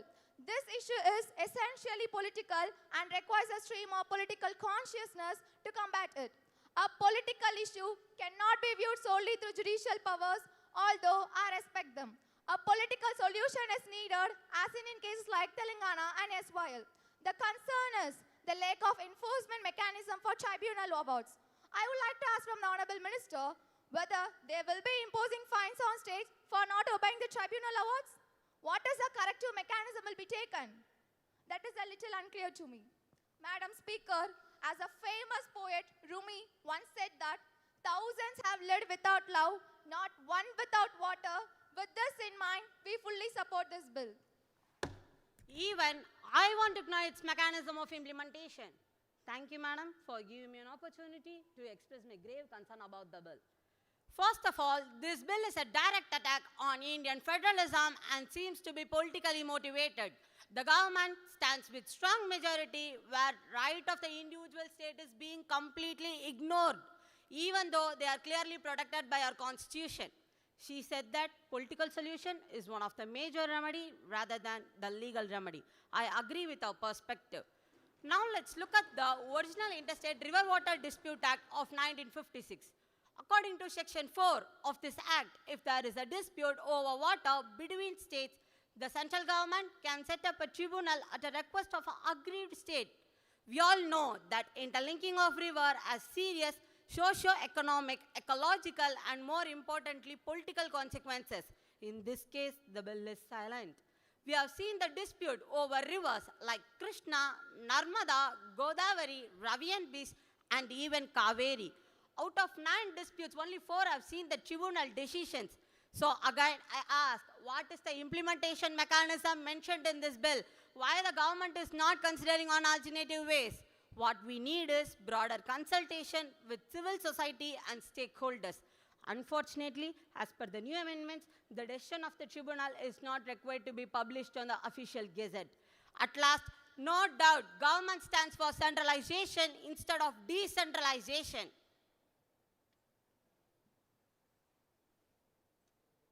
Honorable Speaker, Madam, and the respected members of the Parliament, today I stand before this House not just to present an amendment, but to announce a revolution, a watershed moment in India's governance. Bharat की शासन व्यवस्था में ऐतिहासिक बदलाव है. For decades, our nation has been suffering from interstate water dispute that has been dragged on for years. But now, under the strong and decisive leadership of our Honorable Prime Minister, this government has taken a bold, historic step to end this injustice. माननीय महोदय, बहुत लंबे समय से हमारा देश ऐसा system में फंसा रहा, where water dispute took decades to resolve. The Kaveri dispute lasted over 100 years. The Ravi Bias dispute has been stuck for 38 years. And the Krishna dispute, 50 years and still now unresolved. Is this justice? No. Farmers suffer while politicians play blame games. 50,000 crore agricultural losses per year due to delayed in water sharing agreements. Water-intensive sectors like textile, power, steel losses 15% of production in dispute-affected region. And it is very clear that where multiple tribunals means multiple delays, multiple contradiction and zero accountability. But let me make one thing very clear today. This government will not allow this injustice to continue. No more delays and no more excuses, madam. With this bold amendment, we are bringing speed, transparency and finality to water dispute resolution. A single, एक permanent tribunal. No more 9 separate tribunal creating confusion. One national tribunal, multiple benches and clear and binding decision. And justice in 5 years, not 50, justice in 5 years. And the dispute resolution committee, where state will have a platform to resolve the conflict through negotiation before going to the tribunal. And for those who oppose this bill to the opposition, I ask, did your government solve this dispute when you were in power? No, you dragged on for decades. Who benefits when dispute lasted over years? Not the farmers, not the industries, not the people, but those who thrive on chaos and division. क्या आपको डर है? Are you worried that a strong India with strong laws will no longer need your excuses and delays? ये सरकार समाधान डालने में नहीं, बल्कि परिणाम देने में विश्वास करती है. Honorable Speaker, Madam, water is the lifeline of our nation and it must be treated as a national asset, not as a political weapon. With this act, we are building a future where no farmer waits for water to irrigate his crops, where no industry suffer because of water shortages, and a future where state cooperates instead of clashing over water resources. और मैं सभी को याद दिला दूं, यह सिर्फ ही शुरुआत है. ये सरकार पहले से ही इस पर काम कर रही है. राष्ट्रीय नदी जोड़ो परियोजना हमारी भारत के पूरे जल को समान वितरण को सुनिश्चित करने के लिए 30 नदियों को आपस में जोड़ने पर दिशा में कार्य कर रही हैं. माननीय महोदय, आज this parliament has a choice. Either we stand with the people and pass this revolutionary law, or we stand with those who want to stuck India in the past. This act is not just a legal amendment. It is a revolution in water management.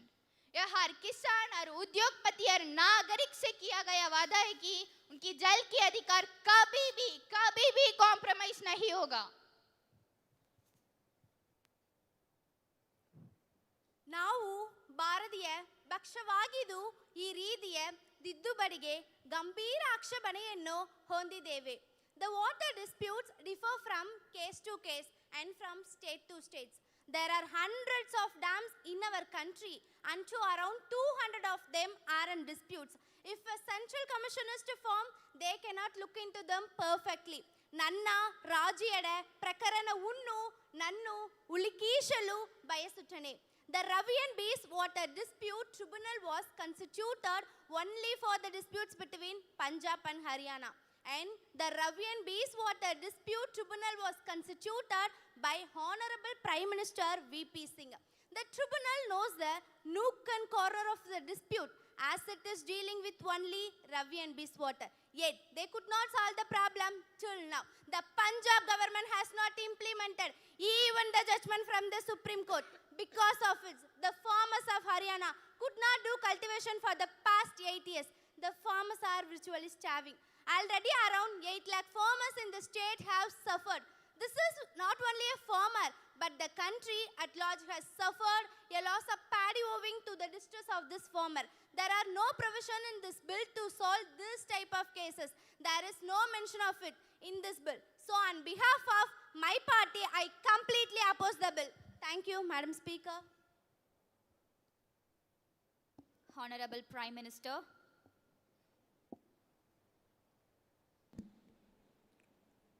Honorable Speaker and respected member of the House, as we come close to today's session, and I stand before you to summarize our discussion on the Interstate River Water Dispute Amendment Bill 2019 and emphasize its importance. Water is not just a resource, it is a necessity, a shared lifeline that sustains our people, our agriculture, and our industries. Yet, time and again, the dispute over its distribution have led to conflicts between the state, causing delays, mistrust, and economical setback. The bill we have debated today is aimed to change that by ensuring faster, fairer, and more structured resolution process. Firstly, a dispute resolution committee will be set up, tasked with resolving disputes amicably within a year, but now it is extendable by 6 months. This is a crucial step in preventing unnecessary litigation and promoting mutual understanding among the states. Secondly, the bill introduces single permanent tribunal with multiple benches replacing multiple tribunals that have often led to confusion and delays. This ensures uniformity, efficiency in handling the disputes. Next, the tribunal itself will be stronger and more competent, comprising a chairperson, vice chairperson, 3 judicial members, and 3 expert members, all carefully appointed to bring legal and technical expertise to the table. And most importantly, the tribunal must deliver its judgment within 2 years, but now it is extendable by 1 year, putting an end to a decade-long legal battle. And once a tribunal makes a decision, it should be final and binding, carrying the same force as Supreme Court's order and ensuring quick enforcement. Members, this bill is more than just a legal reform. It is a step towards strengthening cooperative federalism. It acknowledges that water dispute must not divide us, but rather bring us together through efficiency and fairness. With that, I urge the House to pass this bill with a shared commitment to its effective execution, so that no state, no farmer, and no citizen suffers due to unresolved disputes. Let us move forward with a vision of unity, sustainability, and equitable water sharing for all. Now, I conclude with the saying of Tiruvalluvar, நீரின்று அமையாது உலகெனின் யார் யாருக்கும் வானின்று அமையாது ஒழுக்கு. Thank you.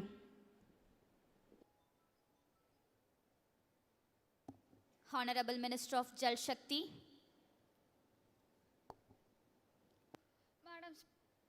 Madam Speaker, I beg to move. The changes occur through the bill is, I am not moving amendment number 1 to 12. Instead, clause 6, insert within a period of 6 months. For 1 year, substitute added as 6 months. For all, substitute added as, the central government shall seek report from the existing tribunal with regard to the stage and time required for the dispute of the pending disputes within a period of 3 months. Insert within 15 months subsequent to the commencement of the Interstate Water Disputes Amendment Act 2019. I am moving my amendment number 37 to 38. I beg to move, Madam Speaker. After Water Engineering Service, insert Central Water Commission. Next, clause 8. After Government of India, insert and who shall not be a domicile to any of the states which are party to the disputes. Omit and binding on the parties to the disputes.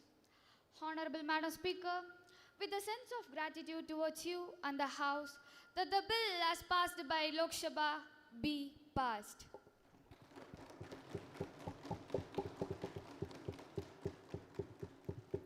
Madam Speaker, I would like to convey this message in my mother tongue. Yes, you can. Thank you, Madam. இந்த தேசிய நதிநீர் இணைப்பு திருத்த மசோதா பற்றிய என் கருத்தை இங்கு நான் பதிவு செய்ய விரும்புகின்றேன். பெரும் பின்னடைவிலிருந்து நாட்டை மீட்டெடுப்பதற்கும் தொழில் வளர்ச்சி, பொருளாதார மேம்பாடு, உள்நாட்டு உற்பத்தி பெருக்கம், கட்டமைப்பு வசதிகள், வேளாண் உற்பத்தி பெருக்கம் ஆகியவற்றில் மீண்டும் இந்த இந்திய தேசத்தை முன்னேற்ற பாதையில் கொண்டு செல்ல வேண்டுமென்றால் நதிகளை ஒருங்கிணைத்து தேசியமயமாக்க வேண்டும். நமது நாட்டில் உள்ள நதிகளை எல்லாம் ஒன்றிணைத்து விட்டால் நாட்டில் எந்த பகுதியிலும் வெள்ளச்சேதம் ஏற்படாமல் தடுக்க முடியும். அது மட்டுமல்ல, கடலில் கலக்கின்ற உபரி நீரை வறட்சியான பகுதிகளுக்கு கொண்டு செல்வதன் மூலம் நமது நாட்டின் வேளாண் உற்பத்தியை பெருக்க முடியும். நீரின் மூலம் மின்சாரம் உற்பத்தி செய்கின்ற போது மின்சார உற்பத்தியில் நாடு தன்னிறைவு பெறும். அது மட்டுமன்றி வறட்சியான காலங்களில் நீரின்றி தவிக்கும் வனவிலங்குகளினுடைய உயிரிழப்பை தடுக்க முடியும். அனைத்து மாநில மக்களினுடைய குடிநீர் தட்டுப்பாட்டை போக்க முடியும். தொழிற்சாலைகளுக்கு தேவையான நீர் கிடைப்பதன் மூலம் நமது நாட்டின் பொருளாதாரத்தில் அதிக லாபம் ஈட்ட முடியும். ஏற்கனவே கொண்டு வரப்பட்ட சேது சமுத்திர திட்டத்தை போல நதிகளை ஒருங்கிணைத்து விட்டால் நீர் வழித்தடங்கள் மூலம் உற்பத்தி பொருட்களை எளிதாக கொண்டு செல்ல முடியும். இன்றைக்கு இந்த மக்களவையில் தேசிய நதிநீர் இணைப்பு திருத்த மசோதாவை நிறைவேற்ற இருக்கின்றோம். இந்த மக்களவையில் அங்கம் வகிக்கின்ற ஆளுங்கட்சி மற்றும் எதிர்க்கட்சியை சார்ந்த உறுப்பினர்கள் அனைவரும் பரந்த மனதோடு வருங்கால சந்ததிகளின் எதிர்காலத்தை கருத்தில் கொண்டு இதற்கு ஆதரவளிக்க வேண்டும். அது மட்டுமல்ல, இந்த மசோதா நிறைவேற்றப்பட்ட பிறகு இந்த இந்திய தேசத்தினுடைய மதிப்பு உலக அரங்கில் இமயம் போல் உயர்ந்து நிற்கும். இந்த இந்திய தேசத்தை ஆள்வதற்காக நமக்கு வாக்களித்து நம்மை தேர்ந்தெடுத்த மக்கள் மட்டுமல்ல, நமக்கு வாக்களிக்க தவறியவர்களும் நம்மை பாராட்டுகின்ற நிலை வரும். எனவே இந்த மக்களவையில் உங்கள் எல்லோரையும் நான் கேட்டுக்கொள்கிறேன். நாளை இந்த மக்களை ஆள்வதற்கான ஒரு நல்ல தலைவனை நாம் உருவாக்கி தருவதை விட ஒரு நல்ல எதிர்காலத்தை இந்த மக்களுக்கு நாம் உருவாக்கி தர வேண்டும். எனவே இந்த தேசிய சீர்திருத்த மசோதாவில் நதிநீர் இணைப்பு திட்டமும் இணைந்து விட்டால் எதிர்காலத்தில் நாடும் நாட்டு மக்களும் மேலும் செழிப்புடன் வாழ்வார்கள் என்று கூறி அமர்கிறேன். Your suggestions would be taken into consideration. The question is that the bill to consolidate amend the law relating to establishment, power, regulations and duties of the interstate river water disputes and for matters connected therewith and incidental thereto be taken into consideration. Those who are in favor will say yea.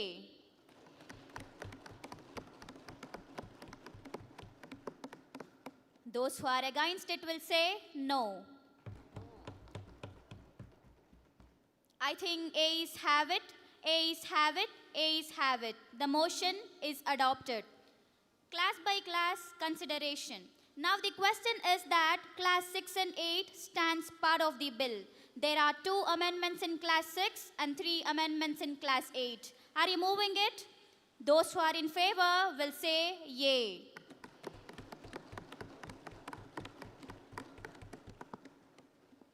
Those who are against it will say no.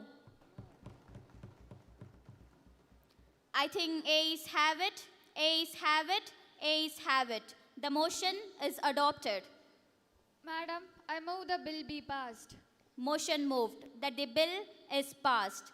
Those who are in favor will say yay.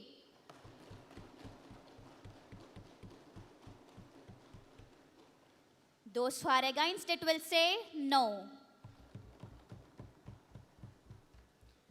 I think ayes have it, ayes have it, ayes have it. The motion is adopted. The bill stands withdrawn.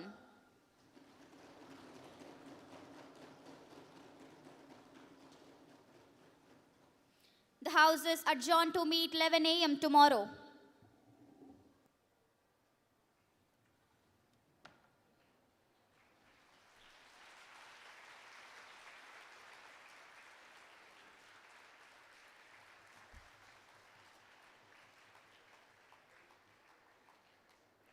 On behalf of the entire organizing team, we would like to extend our heartfelt gratitude for your valuable contribution to the Youth Parliament session. Your dedication, coordination, and tireless efforts as a member of the committee played a pivotal role in the success of the event. Your leadership and support ensured smooth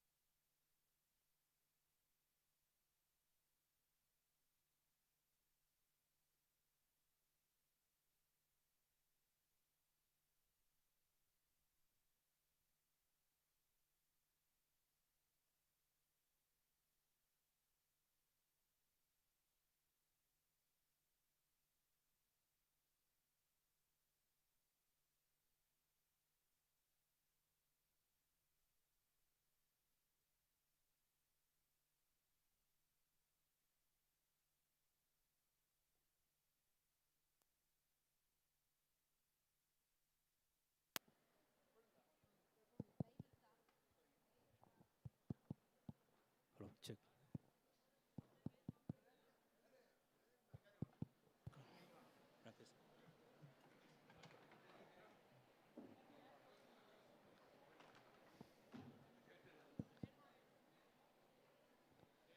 Okay.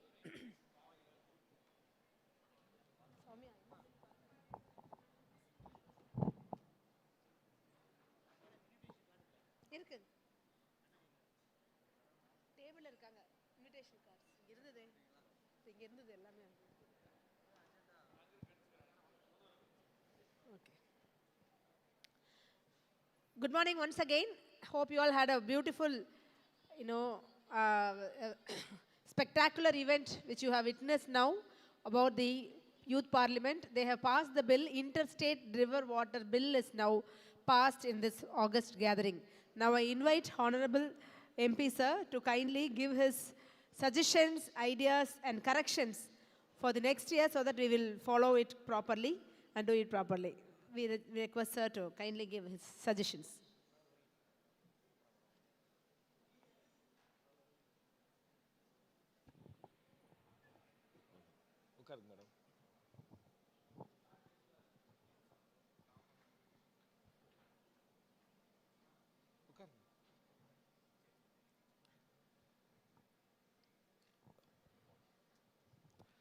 Vivekananda கலை மற்றும் அறிவியல் கல்லூரி சார்பாக நடந்து முடிந்த youth parliament என்ற பெயரில் ஒரு மாடல் பார்லிமெண்ட் நிகழ்ச்சிக்கு தலைமையேற்றிருக்கக்கூடிய இந்த கல்லூரியினுடைய தலைவர், நான் ஒரு பேரை சொல்லலாமா சொல்லக்கூடாதான்னு எனக்கு ஒரு பெரிய ஒரு அச்சமும் இருக்குது, இது ஒரு மரியாதை இருக்குது. ஏன்னா எங்கள் கட்சியினுடைய தலைவர் பெயரும் அவர் பெயரும் ஒன்று. அதனால் அவருடைய பெயரை நான் சொல்வது மரபல்ல. அந்த அடிப்படையில் இந்த கல்லூரியினுடைய தலைவர் அவர்களே, இந்த நிகழ்ச்சியில் என்னை அழைத்து இங்கு பங்கு பெற செய்த இந்த கல்லூரியினுடைய முதல்வர் அவர்களே, பல்வேறு துறை சார்ந்த இயக்குநர்களே, என்னோடு இங்கு வருகை புரிந்திருக்கக்கூடிய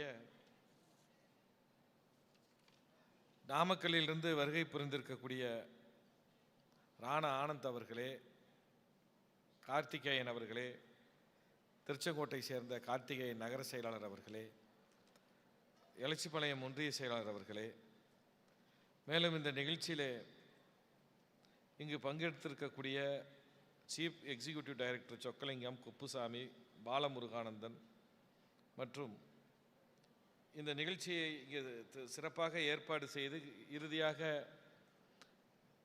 பொலிட்டிக்கல் சயின்ஸ் டிபார்ட்மெண்ட் மூலமாக நன்றி கூற இருக்கக்கூடிய அந்த துறை சார்ந்த அலுவலர்களே,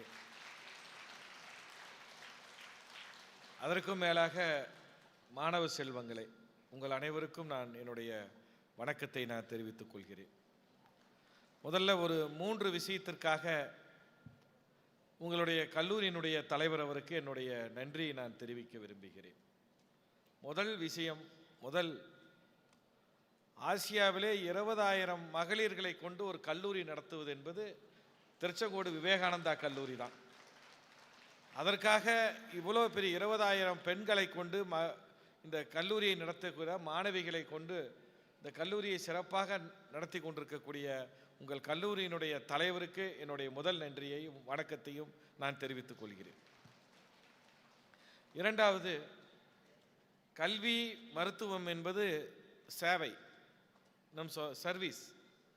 அதில் ஒரு பிஸ்னஸ் மோட்டிவ் இருந்தால் சக்ஸஸ் பண்ண முடியாது, அந்த ரியாலிட்டி கிடைக்காது. ஆனால் உங்களுடைய கல்லூரியினுடைய இந்த கல்வி விவேகானந்தா கல்வி குழுமங்களுடைய தலைவர் மரியாதைக்குரிய அண்ணன் அவர்கள் தன்னுடைய வாழ்க்கையிலே பெரும்பகுதியை இதற்காக செலவிட்டு இன்றைக்கி இது ஒரு ஆலமர விருட்சகம் போல் வளர்ந்திருக்கிறது. 20,000த்துக்கும் மேற்பட்ட மாணவ செல்வங்கள் மாணவிகள் இங்கே படிக்கிறார்கள். இதை முழுக்க முழுக்க ஒரு ஒழுக்கத்தோடும் கட்டுப்பாடோடும் அதே நேரத்திலே மிகவும் நேர்த்தியாகவும் அழகான கட்டடங்களாகவும் இங்கே இருக்கக்கூடிய உங்களிடத்தில் பெறுகின்ற இந்த கட்டடங்களை மேலும் மேலும் இந்த கல்வி நிறுவனத்தை வளர்ச்சி பாதையிலே கொண்டு செல்கிறார். அதற்காக என்னுடைய இரண்டாவது நன்றியை நான் தெரிவித்துக் கொள்கிறேன். அது மிகவும் முக்கியம். ஒரு கல்வி நிறுவனத்தினுடைய தலைவராக இருப்பவர் இப்பொழுதெல்லாம் சுயநிதி கல்லூரிகள் பல்கலைக்கழகம்தான் அதிகம். அரசாங்கத்தால் அனைத்து பகுதி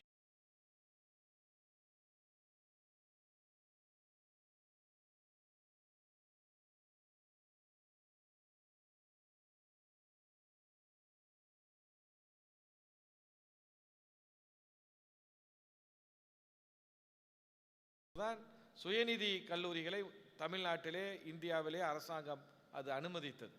இப்பொழுது உங்கள் கல்லூரியை பார்க்கின்ற போது இது எந்த அளவிற்கு மக்களுக்கு சேவையாற்றுகின்ற வகையிலே இவ்வளவு மாணவ செல்வங்களை அவர்கள் இங்கே வளர்த்தெடுத்திருக்கிறார்கள் என்பது உள்ளபடியே பெருமையாக இருக்கிறது.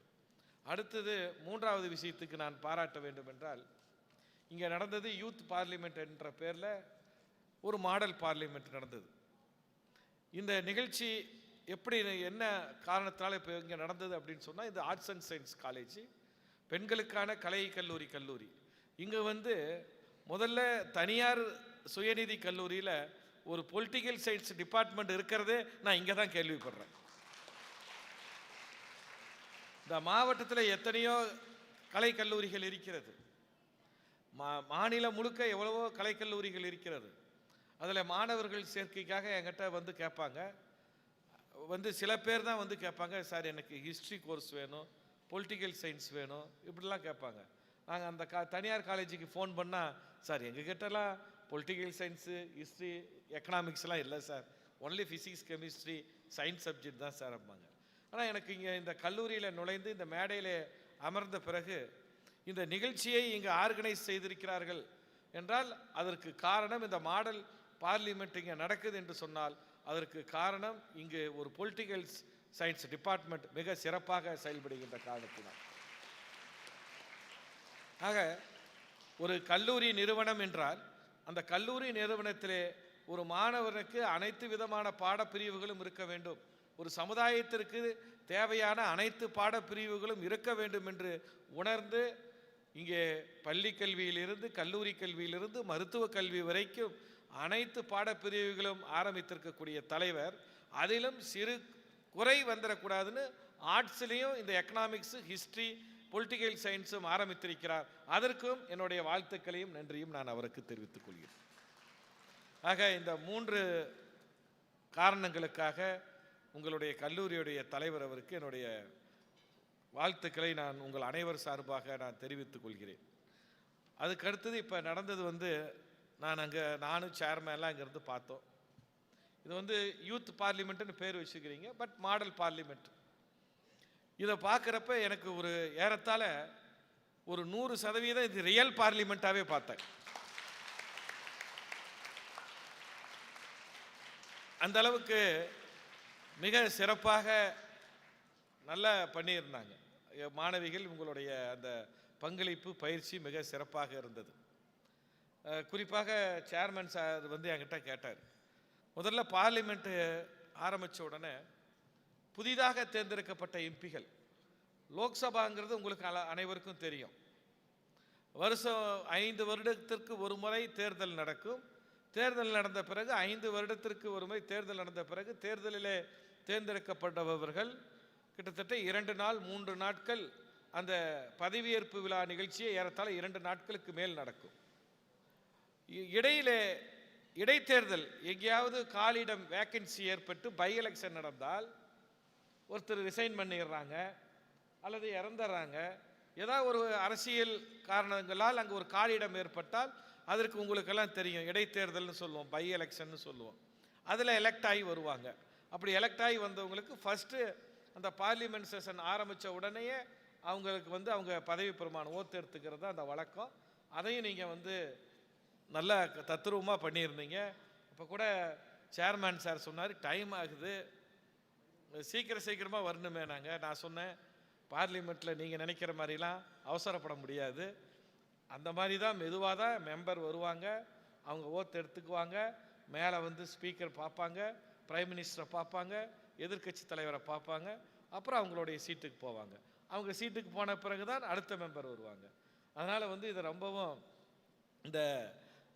இந்த நிகழ்ச்சியை சிறப்பாக நடைபெறுவதற்கு, இந்த மாடல் பார்லிமெண்ட்டு சிறப்பாக நடைபெறுவதற்கு நிறைய நீங்கள் இந்த பொலிட்டிக்கல் சயின்ஸ் டிபார்ட்மெண்ட்டில் இருக்கிற HOD, பேராசிரியர்கள், மாணவிகள்லாம் நிறையா சொல்லப்போனால் மெனக்கிட்டு இருக்கிறீங்க, நிறையா பார்த்துருக்குறீங்க. இப்போ ராஜ்யசபா, லோக்சபா இதெல்லாமே நீங்கள் டிவியிலே பார்க்கலாம். அதை நல்லா பார்த்துருக்குறீங்க. பார்த்து தான் ஒவ்வொரு விஷயத்தையும் எங்கேயும் தப்பு நடக்காமல் கேர்ஃபுல்லாக நல்லா பண்ணியிருக்கிறீங்க. இதில் இப்போ இங்கே இருக்கிறப்ப பிரின்சிபால் மேடம் சொன்னாங்க, என்னுடைய சஜஷன் சொல்லுவாங்க. இந்த கரெக்ஷன் பெரிய கரெக்ஷனோ சஜஷனோ இல்லை, சின்னது அது நாம் நெக்ஸ்ட் இயர் பண்ணிக்கலாம். ஏன்னா நம்ம யாரும் எந்த மெம்பருமே பார்லிமெண்ட்டில் இருக்கக்கூடிய எந்த மெம்பருமே வந்து முதல்ல வந்து ஸ்பீக்கர்கிட்ட அனுமதி கேட்டு தான் பேச முடியும்.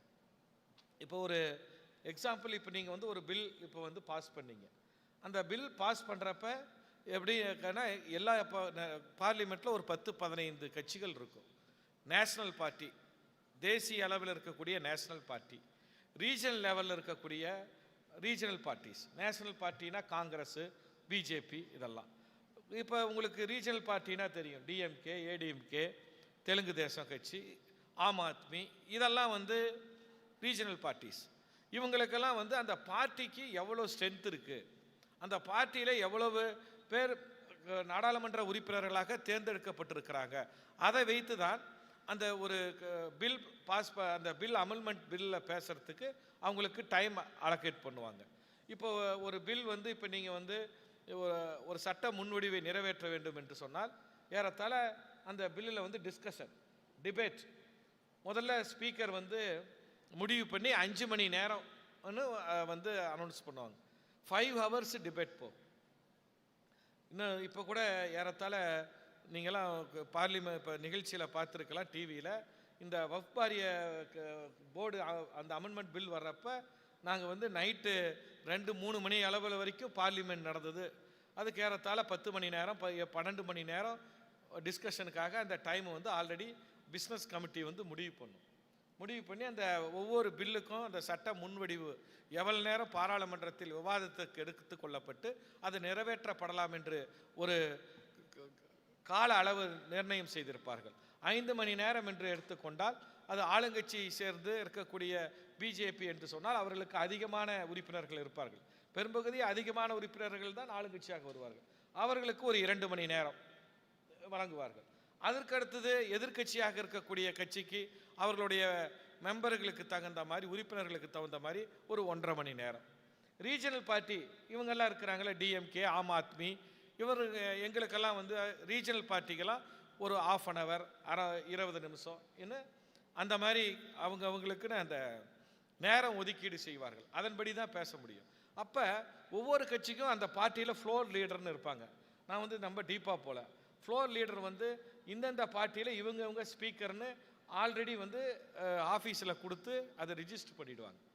உடனே அந்த ஸ்பீக்கர் வந்து அந்த ரிஜிஸ்டர் படி தான் அந்த ஸ்பீக்கரை வந்து அவங்க கால் பண்ணுவாங்க, அழைக்க முடியும்.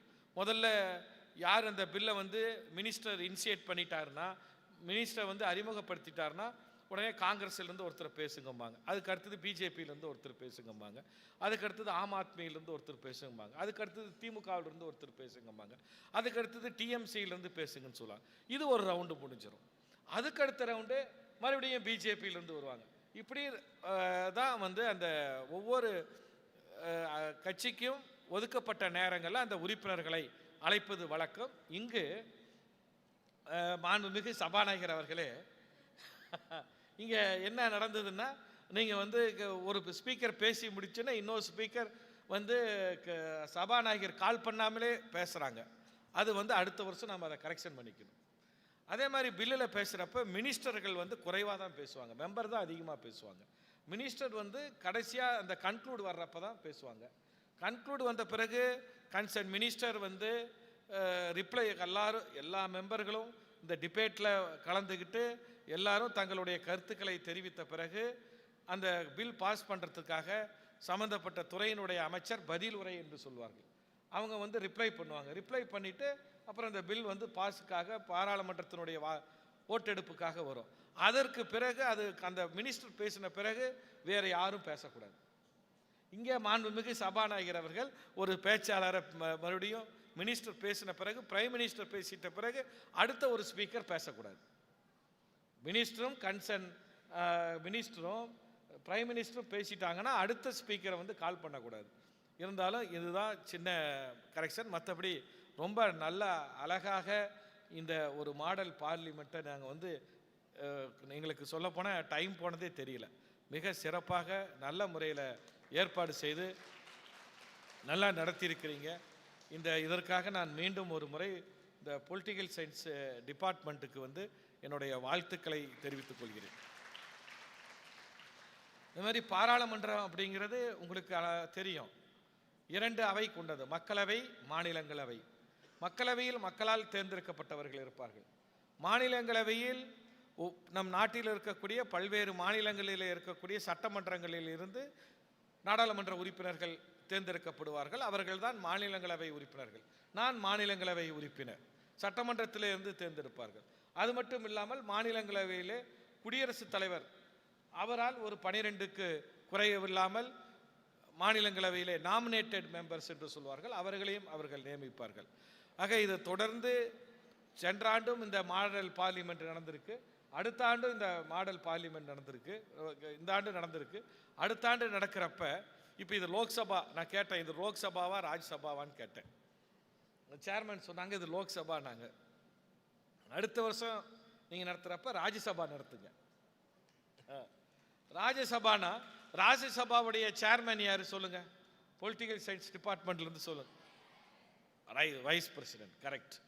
இந்திய குடியரசு துணைத் தலைவர் தான் ராஜ்யசபாவுடைய மாநிலங்களவையினுடைய துணைத் தலைவர். அதனால் அடுத்த வருஷம் நீங்கள் இந்த மாடல் பார்லிமெண்ட்டில் ராஜ்யசபாவுடைய ஒரு செஷனை நாம் பார்க்க போகிறோம். அதனால் சிறப்பாக இந்த ஏற்பாடு செய்திருக்கக்கூடிய அனைவருக்கும் என்னுடைய கல்லூரி நிர்வாகத்திற்கும் என்னுடைய நன்றிகளை நான் தெரிவித்துக் கொள்கிறேன். இதில் மிகவும் அமைதியாக, பாராளுமன்றம் என்று சொன்னால் அமைதியாக இருக்க வேண்டும். அந்த அமைதி காத்த உங்களுக்கு மிகப்பெரிய நன்றி. இங்கே அதுவும் பின்னாடி பார்வையாளராக, பாராளுமன்றத்தில் இவ்வளோ பார்வையாளர்கள்லாம் அனுமதிக்க மாட்டாங்க. இங்கே பார்த்தா பாராளுமன்ற உறுப்பினர்களுக்கு விட பார்வையாளர்கள் தான் அதிகமாக இருக்கிறாங்க. கிட்டத்தட்ட 2000 பேர் பார்வையாளராக இருக்கிறாங்க.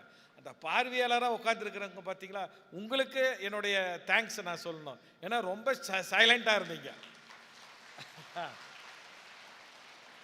அதனால் பாராளுமன்றத்தை பொறுத்தவரை பார்வையாளர்கள் கேலரிங்கிறது மேலே இருக்கும், அது ரொம்ப பின்ட்ராப் சைலண்ட்டாக இருக்கும். அதனால் இப்போ நம்ம உங்கள் பிரின்ஸிபால் என்கிட்ட கேட்டாங்க, நீங்கள் எம்பியாக இருக்கிறீங்க, எங்கள் ஸ்டூடெண்ட்டை அழைச்சிக்கிட்டு நாங்கள் டெல்லி வரோம், அவங்களுக்கெல்லாம் பார்லிமெண்ட்டில் பார்க்குறதுக்கு அனுமதி வாங்கி கொடுங்க அப்படின்னு கேட்டாங்க. கட்டாயம் இந்த ஜூலை மாதம் நெக்ஸ்ட் பார்லிமெண்ட் செஷன் வருது. அந்த செஷன் வர்றப்ப நீங்கள் காலேஜிலிருந்து நீங்கள் எத்தனை பேர் ஸ்பான்சர் பண்ணாலும் அவங்களுக்கு நான் அங்கே பார்லிமெண்ட்டை விசிட் பண்ணுறதுக்கு பர்மிஷன் வாங்கி தரங்கிற அசூரன்ஸையும் உங்ககிட்ட நான் சொல்கிறேன். அதனால் நீங்கள் அனைவருமே பார்லிமெண்ட்டில் ஒரே நாளில் கிட்டத்தட்ட ஒரு 30, 40, 50 பேர் பார்க்கலாம். அது பர்மிஷன் வாங்கணும். ஏன்னா ஒவ்வொருத்தருடைய ஆதார் கார்டு வேணும், அவங்களுடைய ஐடென்டிஃபிகேஷன் வேணும், அவங்களுடைய நேட்டிவிட்டி எங்கேன்னு பார்ப்பாங்க. அந்த நேட்டிவிட்டியெல்லாம் செக் பண்ணுவாங்க. பிஃபோர் 3 days 4 daysக்கு பிஃபோர் நம்ம அப்ளை பண்ணணும். அப்ளை பண்ணுனா அவங்கவுங்க நேட்டிவிட்டி யாராக இருந்தாலும் அவங்களுடைய நேட்டிவிட்டி போலீஸ் ஸ்டேஷனுக்கு அது வெரிஃபிகேஷன் போகும். நேட்டிவிட்டி போலீஸ் ஸ்டேஷனுக்கு வெரிஃபிகேஷன் போன பிறகு அவர்கள் பாராளுமன்றத்திற்கு லைவாக நீங்கள் பாராளுமன்ற கேலரியிலே பார்லிமெண்ட் நடக்கிறப்ப பார்க்கலாம். அது ஒரு வகை. இன்னொன்று, பாராளுமன்றம் நடக்காத காலங்களிலே வந்தால் ஒட்டுமொத்தமாக பாராளுமன்றத்தை நீங்கள் சுற்றி பார்க்கலாம். அதற்கு அது எத்தனை பேர் என்று கணக்கில்லை, அது எவ்வளோ பேர் வேணாலும் வரலாம். அதனால் அதுக்கான அனுமதியை நான் வாங்கி தருவதற்கு தயாராக இருக்கிறேன். இன்னும் சொல்ல போனால் அப்பொழுது வருகை தந்தால் அங்கு இருந்தால் குடியரசு துணைத் தலைவரையோ நீங்கள் ஏன்னா பொலிட்டிக்கல் சயின்ஸ் டிபார்ட்மெண்ட்டுங்கிறப்ப எனக்கு இந்த மாதிரி துறையை இங்கே நடத்துகிறாரு. அதனால் நாங்களும் எங்களுடைய பங்களிப்பு செய்யணும். அதனால் இந்த பொலிட்டிக்கல் சயின்ஸ் டிபார்ட்மெண்ட்டை சேர்ந்தவங்க அத்தனை பேருமே பாராளுமன்றத்தினுடைய தலைவர், குடியரசு துணைத் தலைவரை சந்திக்கிறதுக்கான அந்த வாய்ப்பையும் நான் உங்களுக்கு பெற்று தருகிறேன் என்று சொல்லி இந்த நிகழ்ச்சியை இங்கு மிகவும் சிறப்பாக ஏற்பாடு செய்து, ஏனென்றால் நான் 1 மணி நேரத்தில் இப்போ இங்கே உங்கள்கிட்ட இருந்து பேசிட்டு விடைபெறலான் இருந்தேன். ஆனால் உங்கள் காலேஜ் சேர்மேன் எப்படி பார்லிமெண்ட்டில் டோர் க்ளோஸ் பண்ணுவாங்களோ அந்த மாதிரி நான் டோர் க்ளோஸ் பண்ணிட்டேன் அப்படின்னாரு. ஆனால் பார்லிமெண்ட்டில் டோர் எப்போ க்ளோஸ் பண்ணுவோம், எப்பயும் டோர் ஓப்பன் தான் இருக்கும். அதில் ஒன்றும் ரெஸ்ட்ரிக்ஷன் கிடையாது. எப்போ வேணாலும் மெம்பர் வெளியில் போகலாம் வரலாம், அது வேறு விஷயம். பட் பில் அமெண்ட்மெண்ட்டுக்கு பில் ஓட்டெடுப்புக்கு வருதுன்னா அப்போ டோர் க்ளோஸ் பண்ணிவிடுவாங்க. அந்த நேரத்தில் டோர் க்ளோஸ் பண்ணிடுவாங்க. அதனால் ரொம்பவும் கட்டுப்பாடோடு இந்த நிகழ்ச்சி இங்கே நடைபெற்றிருக்கிறது. அதுக்காக இந்த கல்லூரி மாணவ செல்வங்கள் மற்றும் இந்த துறையை சார்ந்த அத்தனை பேராசிரியர் பெருமக்கள் அனைவருக்கும் என்னுடைய நன்றியை நான் தெரிவித்துக் கொள்கிறேன். மேலும் இந்த கல்லூரி என்பது இங்கே கல்வி பணியை செய்து கொண்டிருக்கக்கூடிய அத்தனை ஆசிரியர் பெருமக்கள், பேராசிரியர் பெருமக்கள், கல்லூரியுடைய தலைவர் என அனைவருக்கும் மீண்டும் என் நன்றியை தெரிவித்து விடைபெற்றுக் கொள்கிறேன். நன்றி, வணக்கம்.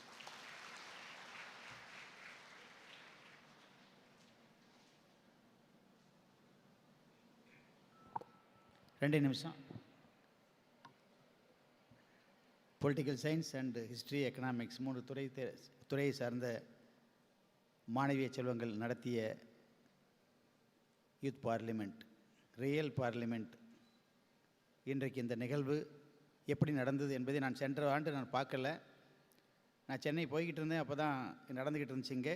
நான் யூடியூப்பில் பார்த்து ரசித்தேன். நான் பார்த்தேன், எப்படி பண்ணீங்க பார்த்தேன், பாராட்ட நான் அருமையாக இருந்துச்சு. இந்த வருஷம் நான் இங்கே வரணும். இன்றைக்கி சங்ககிரியில் ஒரு ஃபங்க்ஷன் நடக்குது, அதை கட் பண்ணிவிட்டு உங்கள் யூத் பார்லிமெண்ட்டை பார்க்கணுங்கிறதுக்காக தான் நீங்கள் வந்தேன் நான். அதுக்கு மேலே இன்றைய சிறப்பு விருந்தினர் மேடையில் அமர்ந்திருக்கக்கூடிய என்னுடைய அன்பிற்கு பாத்திரமான அவர் தம்பியாக இருந்தாலும் அண்ணான்னு தான் நான் கூப்பிடுவேன். இன்றைக்கு ஒரு ரியல் எம்பி, அதாவது எம்பி எவ்வளவோ பேர் இருக்கலாம், இந்தியா பூரா எம்பி நம்பர்ஸ் வந்து எவ்வளோ பேர் இருந்தாலும் இன்றைக்கு அந்த ஒரு எக்ஸாம்பிள் நீங்கள் பார்க்குற இடத்துல அவர் பேசும்பொழுது, அவர் அப்சர்வ் பண்ணும் பொழுது, நம்முடைய யூத் பார்லிமெண்ட்டுடைய நிகழ்வை ரசித்து உணர்வுபூர்வமாக என்ன நடக்குது, என்ன குறைகள் இருக்குது அப்படிங்கிறத சொல்லக்கூடிய அளவிற்கு அவர் ஒரு முதிர்ச்சி அடைஞ்சிருக்காருன்னா, ஒரு எம்பி மெம்பர் ஆஃப் பார்லிமெண்ட்டாக இருந்திருக்காருன்னா, அவர் இன்றைக்கி ஒரு பார்லிமெண்ட் செக்ஷனில் எப்படி இன்வால்மெண்ட்டாட, இப்போ பாடத்தில் வகுப்பறையில் வந்து ஒரு ஸ்டூடெண்ட் இன்வால்மெண்ட்டாட கவனித்தா தானே இப்போ நம்ம பரீட்சையில் படிக்க முடியும். அது மாதிரி ரியலாக ஒரு மெம்பர் ஆஃப் பார்லிமெண்ட்டாக அந்த சபையில் இருந்து அதை அப்சர்வ் பண்ணி அதில் அவர் பார்ட்டிசிபேட் பண்ணி அதை லேர்ன் பண்ணியிருக்கார் அப்படின்னா, அதனுடைய ரிசல்ட்டு தான் இன்றைக்கி அவர் பேசின பேச்சுகளில் உங்களுக்கு கொடுத்த சஜஷன்ஸ் எல்லாமே. ஒவ்வொரு ஈவெண்ட், ஒரு நிகழ்வு நடக்கும்போது மினிட் டு மினிட் அவர் கொடுக்குறாரு. இது இப்படி இருந்திருக்கணும், இது இப்படி இருந்திருக்கணும் அப்படின்னா அது எப்படி அப்சர்வ் பண்ணியிருக்கணும், அதை மட்டும் நீங்கள் யோசிச்சு பாருங்கள். அதற்கு மேலே அவர் இன்றைக்கி வந்து டைமை ஒதுக்கி நமக்காக மதிப்புக்குரிய மெம்பர் ஆஃப் பார்லிமெண்ட், அன்பிற்கு பாத்திரமான ராஜேஷ்குமார் அண்ணன் அவர்கள் இங்கே வந்து இங்கே உங்களுக்கு இந்த நிகழ்வு நடத்தி கொடுத்துருக்காரு அப்படின்னா நம்ம அத்தனை பேருமே அவருக்கு நன்றி கடன் பட்டிருக்கோம். அதற்கு மேலே அடுத்த ஆண்டு ராஜ்யசபா யூத் பார்லிமெண்ட் நடக்கணும்னு சொல்லியிருக்காங்க. ஜூலை மாதம் உங்களை எல்லாம் டெல்லிக்கு நீங்கள் வந்துருங்க, நான் வந்து அந்த பெர்மிஷன் வாங்கி கொடுக்குறேன்னு சொல்லியிருக்காங்க. இது எல்லாமே நமக்கு கிடைச்ச ஒரு பாக்கியம், உங்களுக்கு கிடைச்ச பாக்கியம். இதை நல்லா யூஸ் பண்ணிக்கணும் நம்ம எல்லாருமே. அதற்கு மேலாக அவர் கூட வருகை புரிந்திருக்கின்ற நாமக்கல் மதிப்புக்குரிய ஆனந்த் அவர்கள், திருச்செங்கோடு மதிப்புக்குரிய கார்த்திகேயன் அவர்கள், இங்கே செல்வராஜ் அவர்கள், இந்த நிகழ்வை நடத்தி கொடுத்துருக்கக்கூடிய உங்களுடைய அன்புக்கினிய முதல்வர் இடி குப்புசாமி சார், டாக்டர் பாலகுருநாதன், உங்களுடைய ஹச்ஓடி பிரபு சார், உங்களுடைய ஆசிரியர் பெருமக்கள், அண்ட் பார்வையாளர் செஷனில் நிறைய பேர் உட்கார்ந்துருக்கிறதாக நம்முடைய சிறப்பு விருந்தினர் உங்களுக்கு சொன்னாங்க. முதல்ல கொஞ்சம் பேர் தான் பார்வையாளர் இருக்கணுங்கிற நியதியில் நீங்கள் உட்கார வச்சுருந்தீங்க. அதை நான் தான் வந்து எதுக்காக இவ்வளோ பேர்த்த உட்கார வச்சு அப்படின்னா அண்ணனுக்கு சொல்லிக்கிறேன். இந்த யூத் பார்லிமெண்ட் நம்முடைய கல்லூரியில் எப்படி நடக்குது அப்படிங்கிறத நம்முடைய அன்புக்கினிய மாணவிய செல்வங்களை அத்தனை பேரும் பார்க்கணும் அப்படிங்கிறதுக்காக தான். ஏன்னா அவங்களுக்கு ஒரு இன்ஸ்பயர் ஆவாங்க, ஓஹோ இதுதான் பார்லிமெண்ட், இதுதான் யூத் பார்லிமெண்ட்டுடைய ப்ரொசீஜர் அப்படின்னு தெரிஞ்சுக்கணுங்கிறதுக்காக தான் இந்த அரங்கம் ஃபுல்லான பார்வையாளரை நான் நிறைஞ்சு உட்கார வச்சேன் நான்.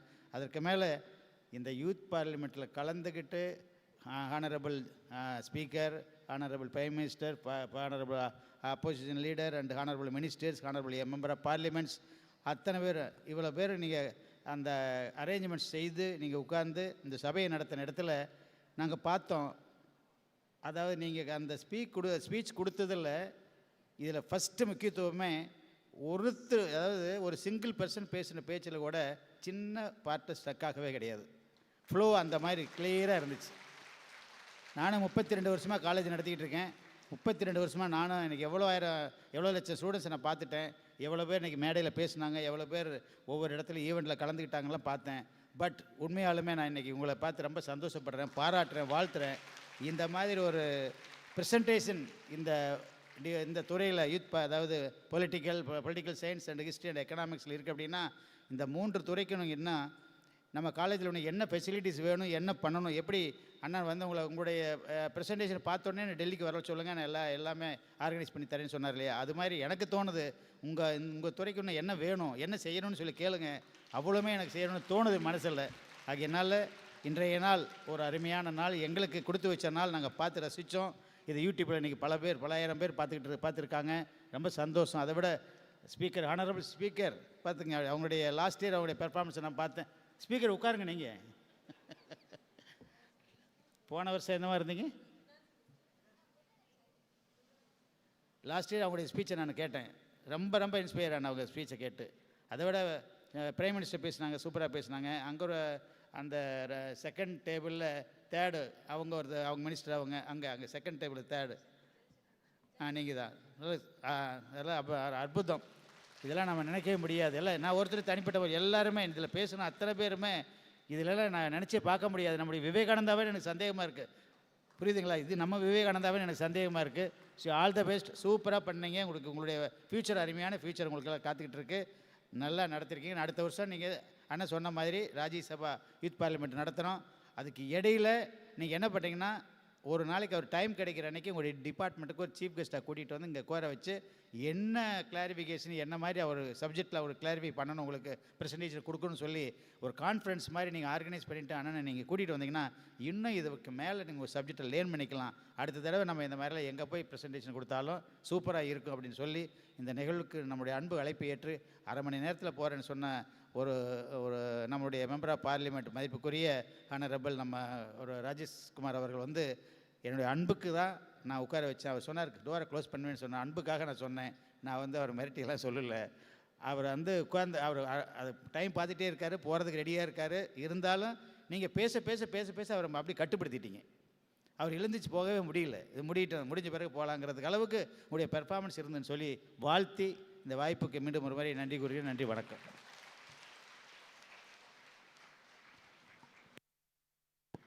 Thank you, sir, for your valuable guidance. Now it's time for a certificate distribution. I request all the dignitaries on the dais to honor the participants of the Youth Parliament Session 2025. I request all the participants to be on the stage.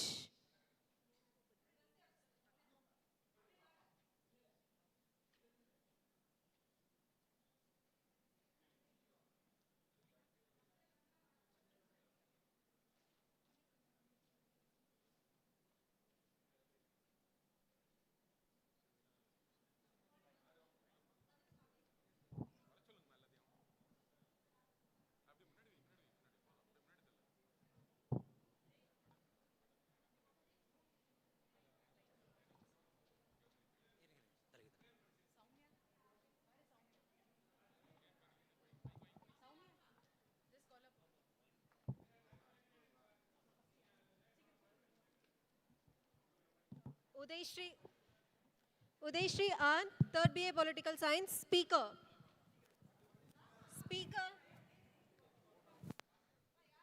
Kavishri, 2nd BA History, Marshal. Rakshya Shri, 3rd BA Political Science, Secretary General. Preeti, 3rd BA Political Science, Assistant Secretary General. Nandini, 3rd BA Political Science, Assistant Secretary General. Stepping into ruling party, Shobika K, 3rd BA Political Science as Prime Minister. Uday Darshni, 2nd BA Political Science, Ministry of Jal Shakti. Kavya Shakti, 3rd BA Political Science, Ministry of Home Affairs. Yuvashri, 2nd BA Political Science of Parliamentary Affairs. Vijayalata SN, 2nd BA Political Science, Ministry of Science and Technology. Kartika V, 2nd BA Political Science, Minister of Rural Development.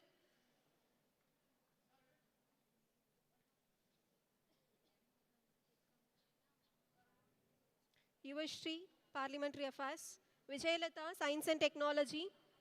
Kartika, Rural Development from 2nd BA Political Science. Yes. Harisha from 2nd BA Political Science. Nishani A, 3rd BA Political Science, Minister of Road Transport and Highways. Soundarya, 1st BA Economics, Minister of Coal. Rasika G, 2nd BA Political Science, Minister of Housing and Urban Affairs. Ramya Shri, 2nd BA Political Science, Minister of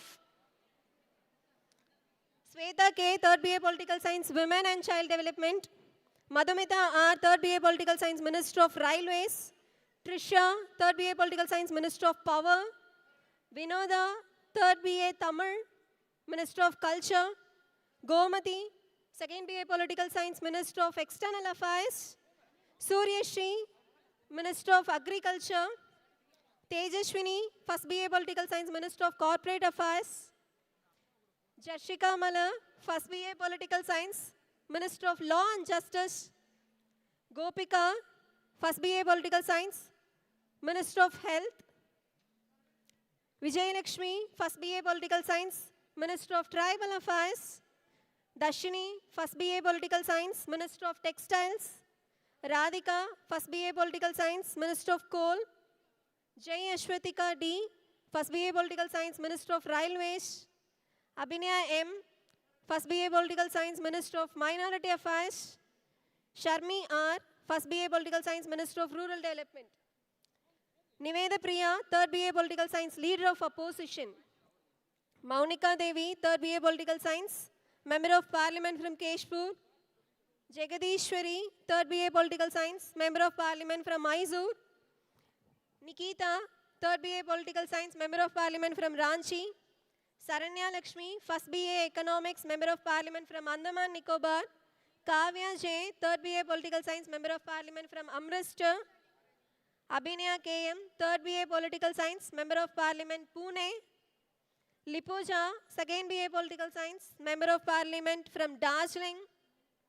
Dhanushri, Second BA Political Science, Member of Parliament from Telangana. Sharmi S, Third BA Political Science, Member of Parliament from Anna Nagar. Abhinaya Shri A, Third BA Political Science, Member of Parliament from Nellore. Madhumita N, Third BA Political Science, Lakshmipur. Lakshana, Third BA Political Science, Member of Parliament from Raipur. Afila Steffi, Third BA Political Science, Member of Parliament, Surat. Nasira Banu, Second BA Political Science from South Delhi. Pradeepa B, Second BA Political Science, Member of Parliament from Ahmednagar.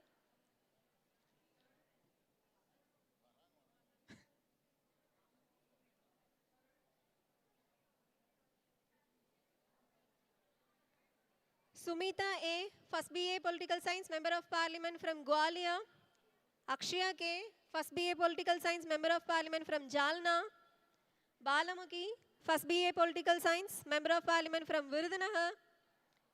Inbashri, First BA Political Science from Haridwar. Madhivadani, First BA Political Science from Howrah. Yogita, First BA Political Science, Member of Parliament from Kolkata. Pon Priyadashni, First BA Political Science, Member of Parliament from Almora. Vihasini, First BA Political Science from Barpeta. Nevila, First BA Political Science, Member of Parliament from Thrissur. Preeti, First BA Political Science, Member of Parliament from Haryana. Brinda, First BA Economics, Member of Parliament from Mizoram. Varalakshmi, Member of Parliament from Chhattisgarh. Jeevika,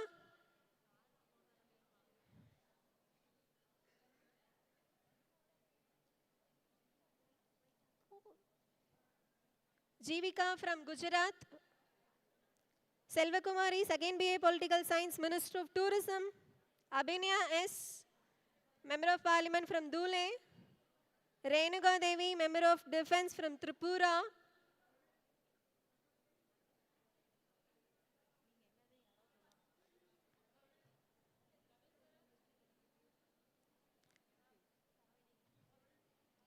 Viceland, Second BA Political Science as Foreign Delegations. Ashwita Vashni, Third BA Political Science as Foreign Delegation. Thank you.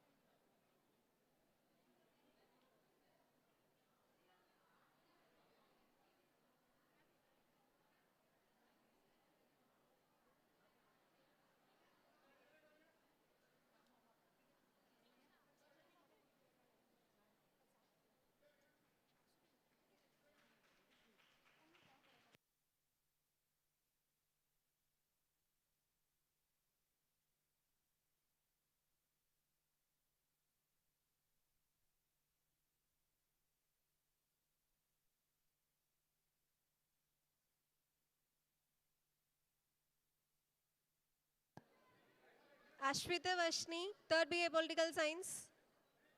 Foreign delegation. Next, Vikas Rangers, those who participated in the state level trekking and hiking camp at Kunnur. Monisha SN, 3rd BCA. Subiksha K, 3rd B.Com. Sandhya R, 2nd BSc CS. Sandhya B, 2nd B.Com PA.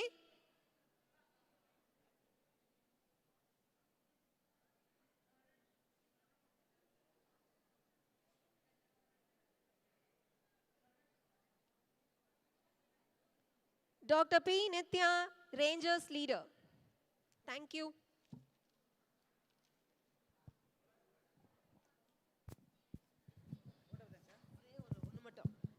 The whole thing organized பண்ண ஒரு staff மட்டும் appreciate.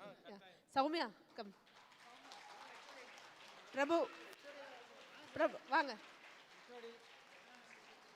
Sumitra வாங்க. சஜிதா வாங்க. வாங்க. MP sir பக்கத்துல. இல்ல, come.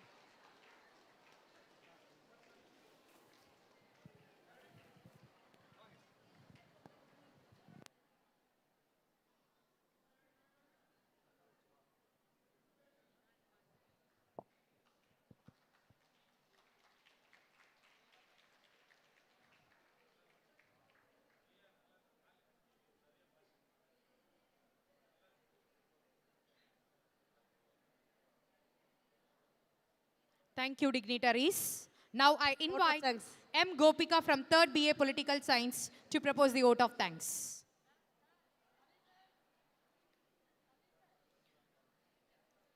Good afternoon. Good afternoon to everyone present here.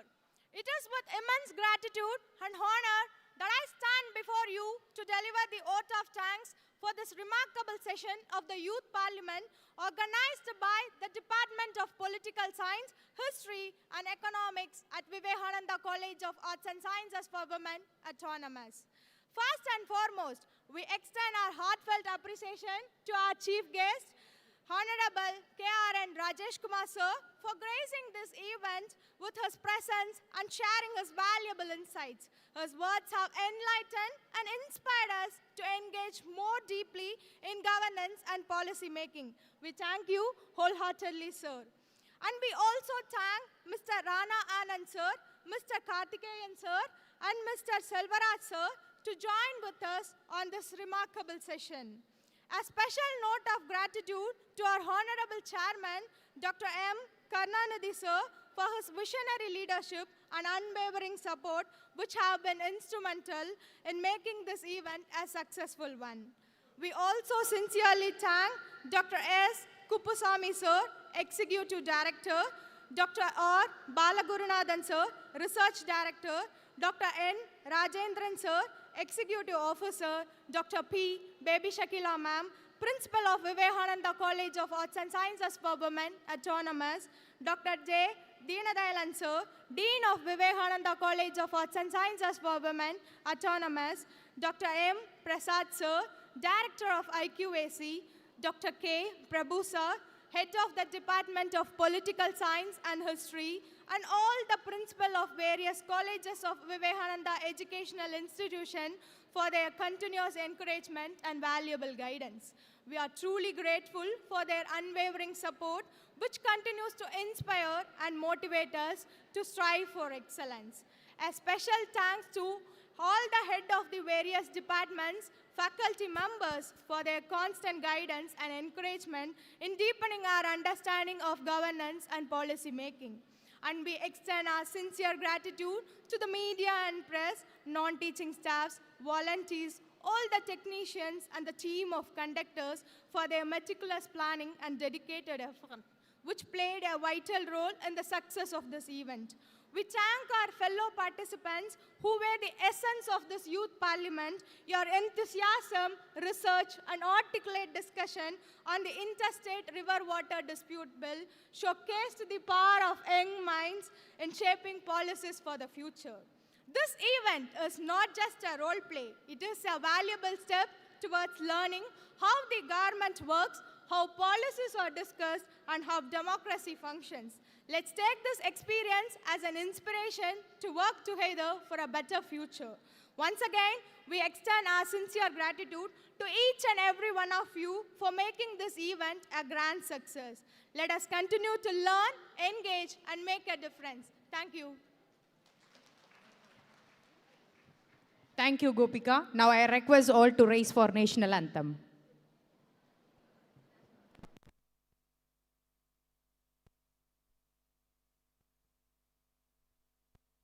जनगण मन अधिनायक जय हे भारत भाग्य विधाता पंजाब सिंध गुजरात मराठा द्राविड उत्कल बंगा विंध्य हिमाचल यमुना गंगा उच्चल जलधि तरंगा तव शुभ नामे जागे तव शुभ आशीष मांगे गाहे तव जय गाथा जन गण मंगलदायक जय हे भारत भाग्य विधाता जय हे जय हे जय हे जय जय जय जय हे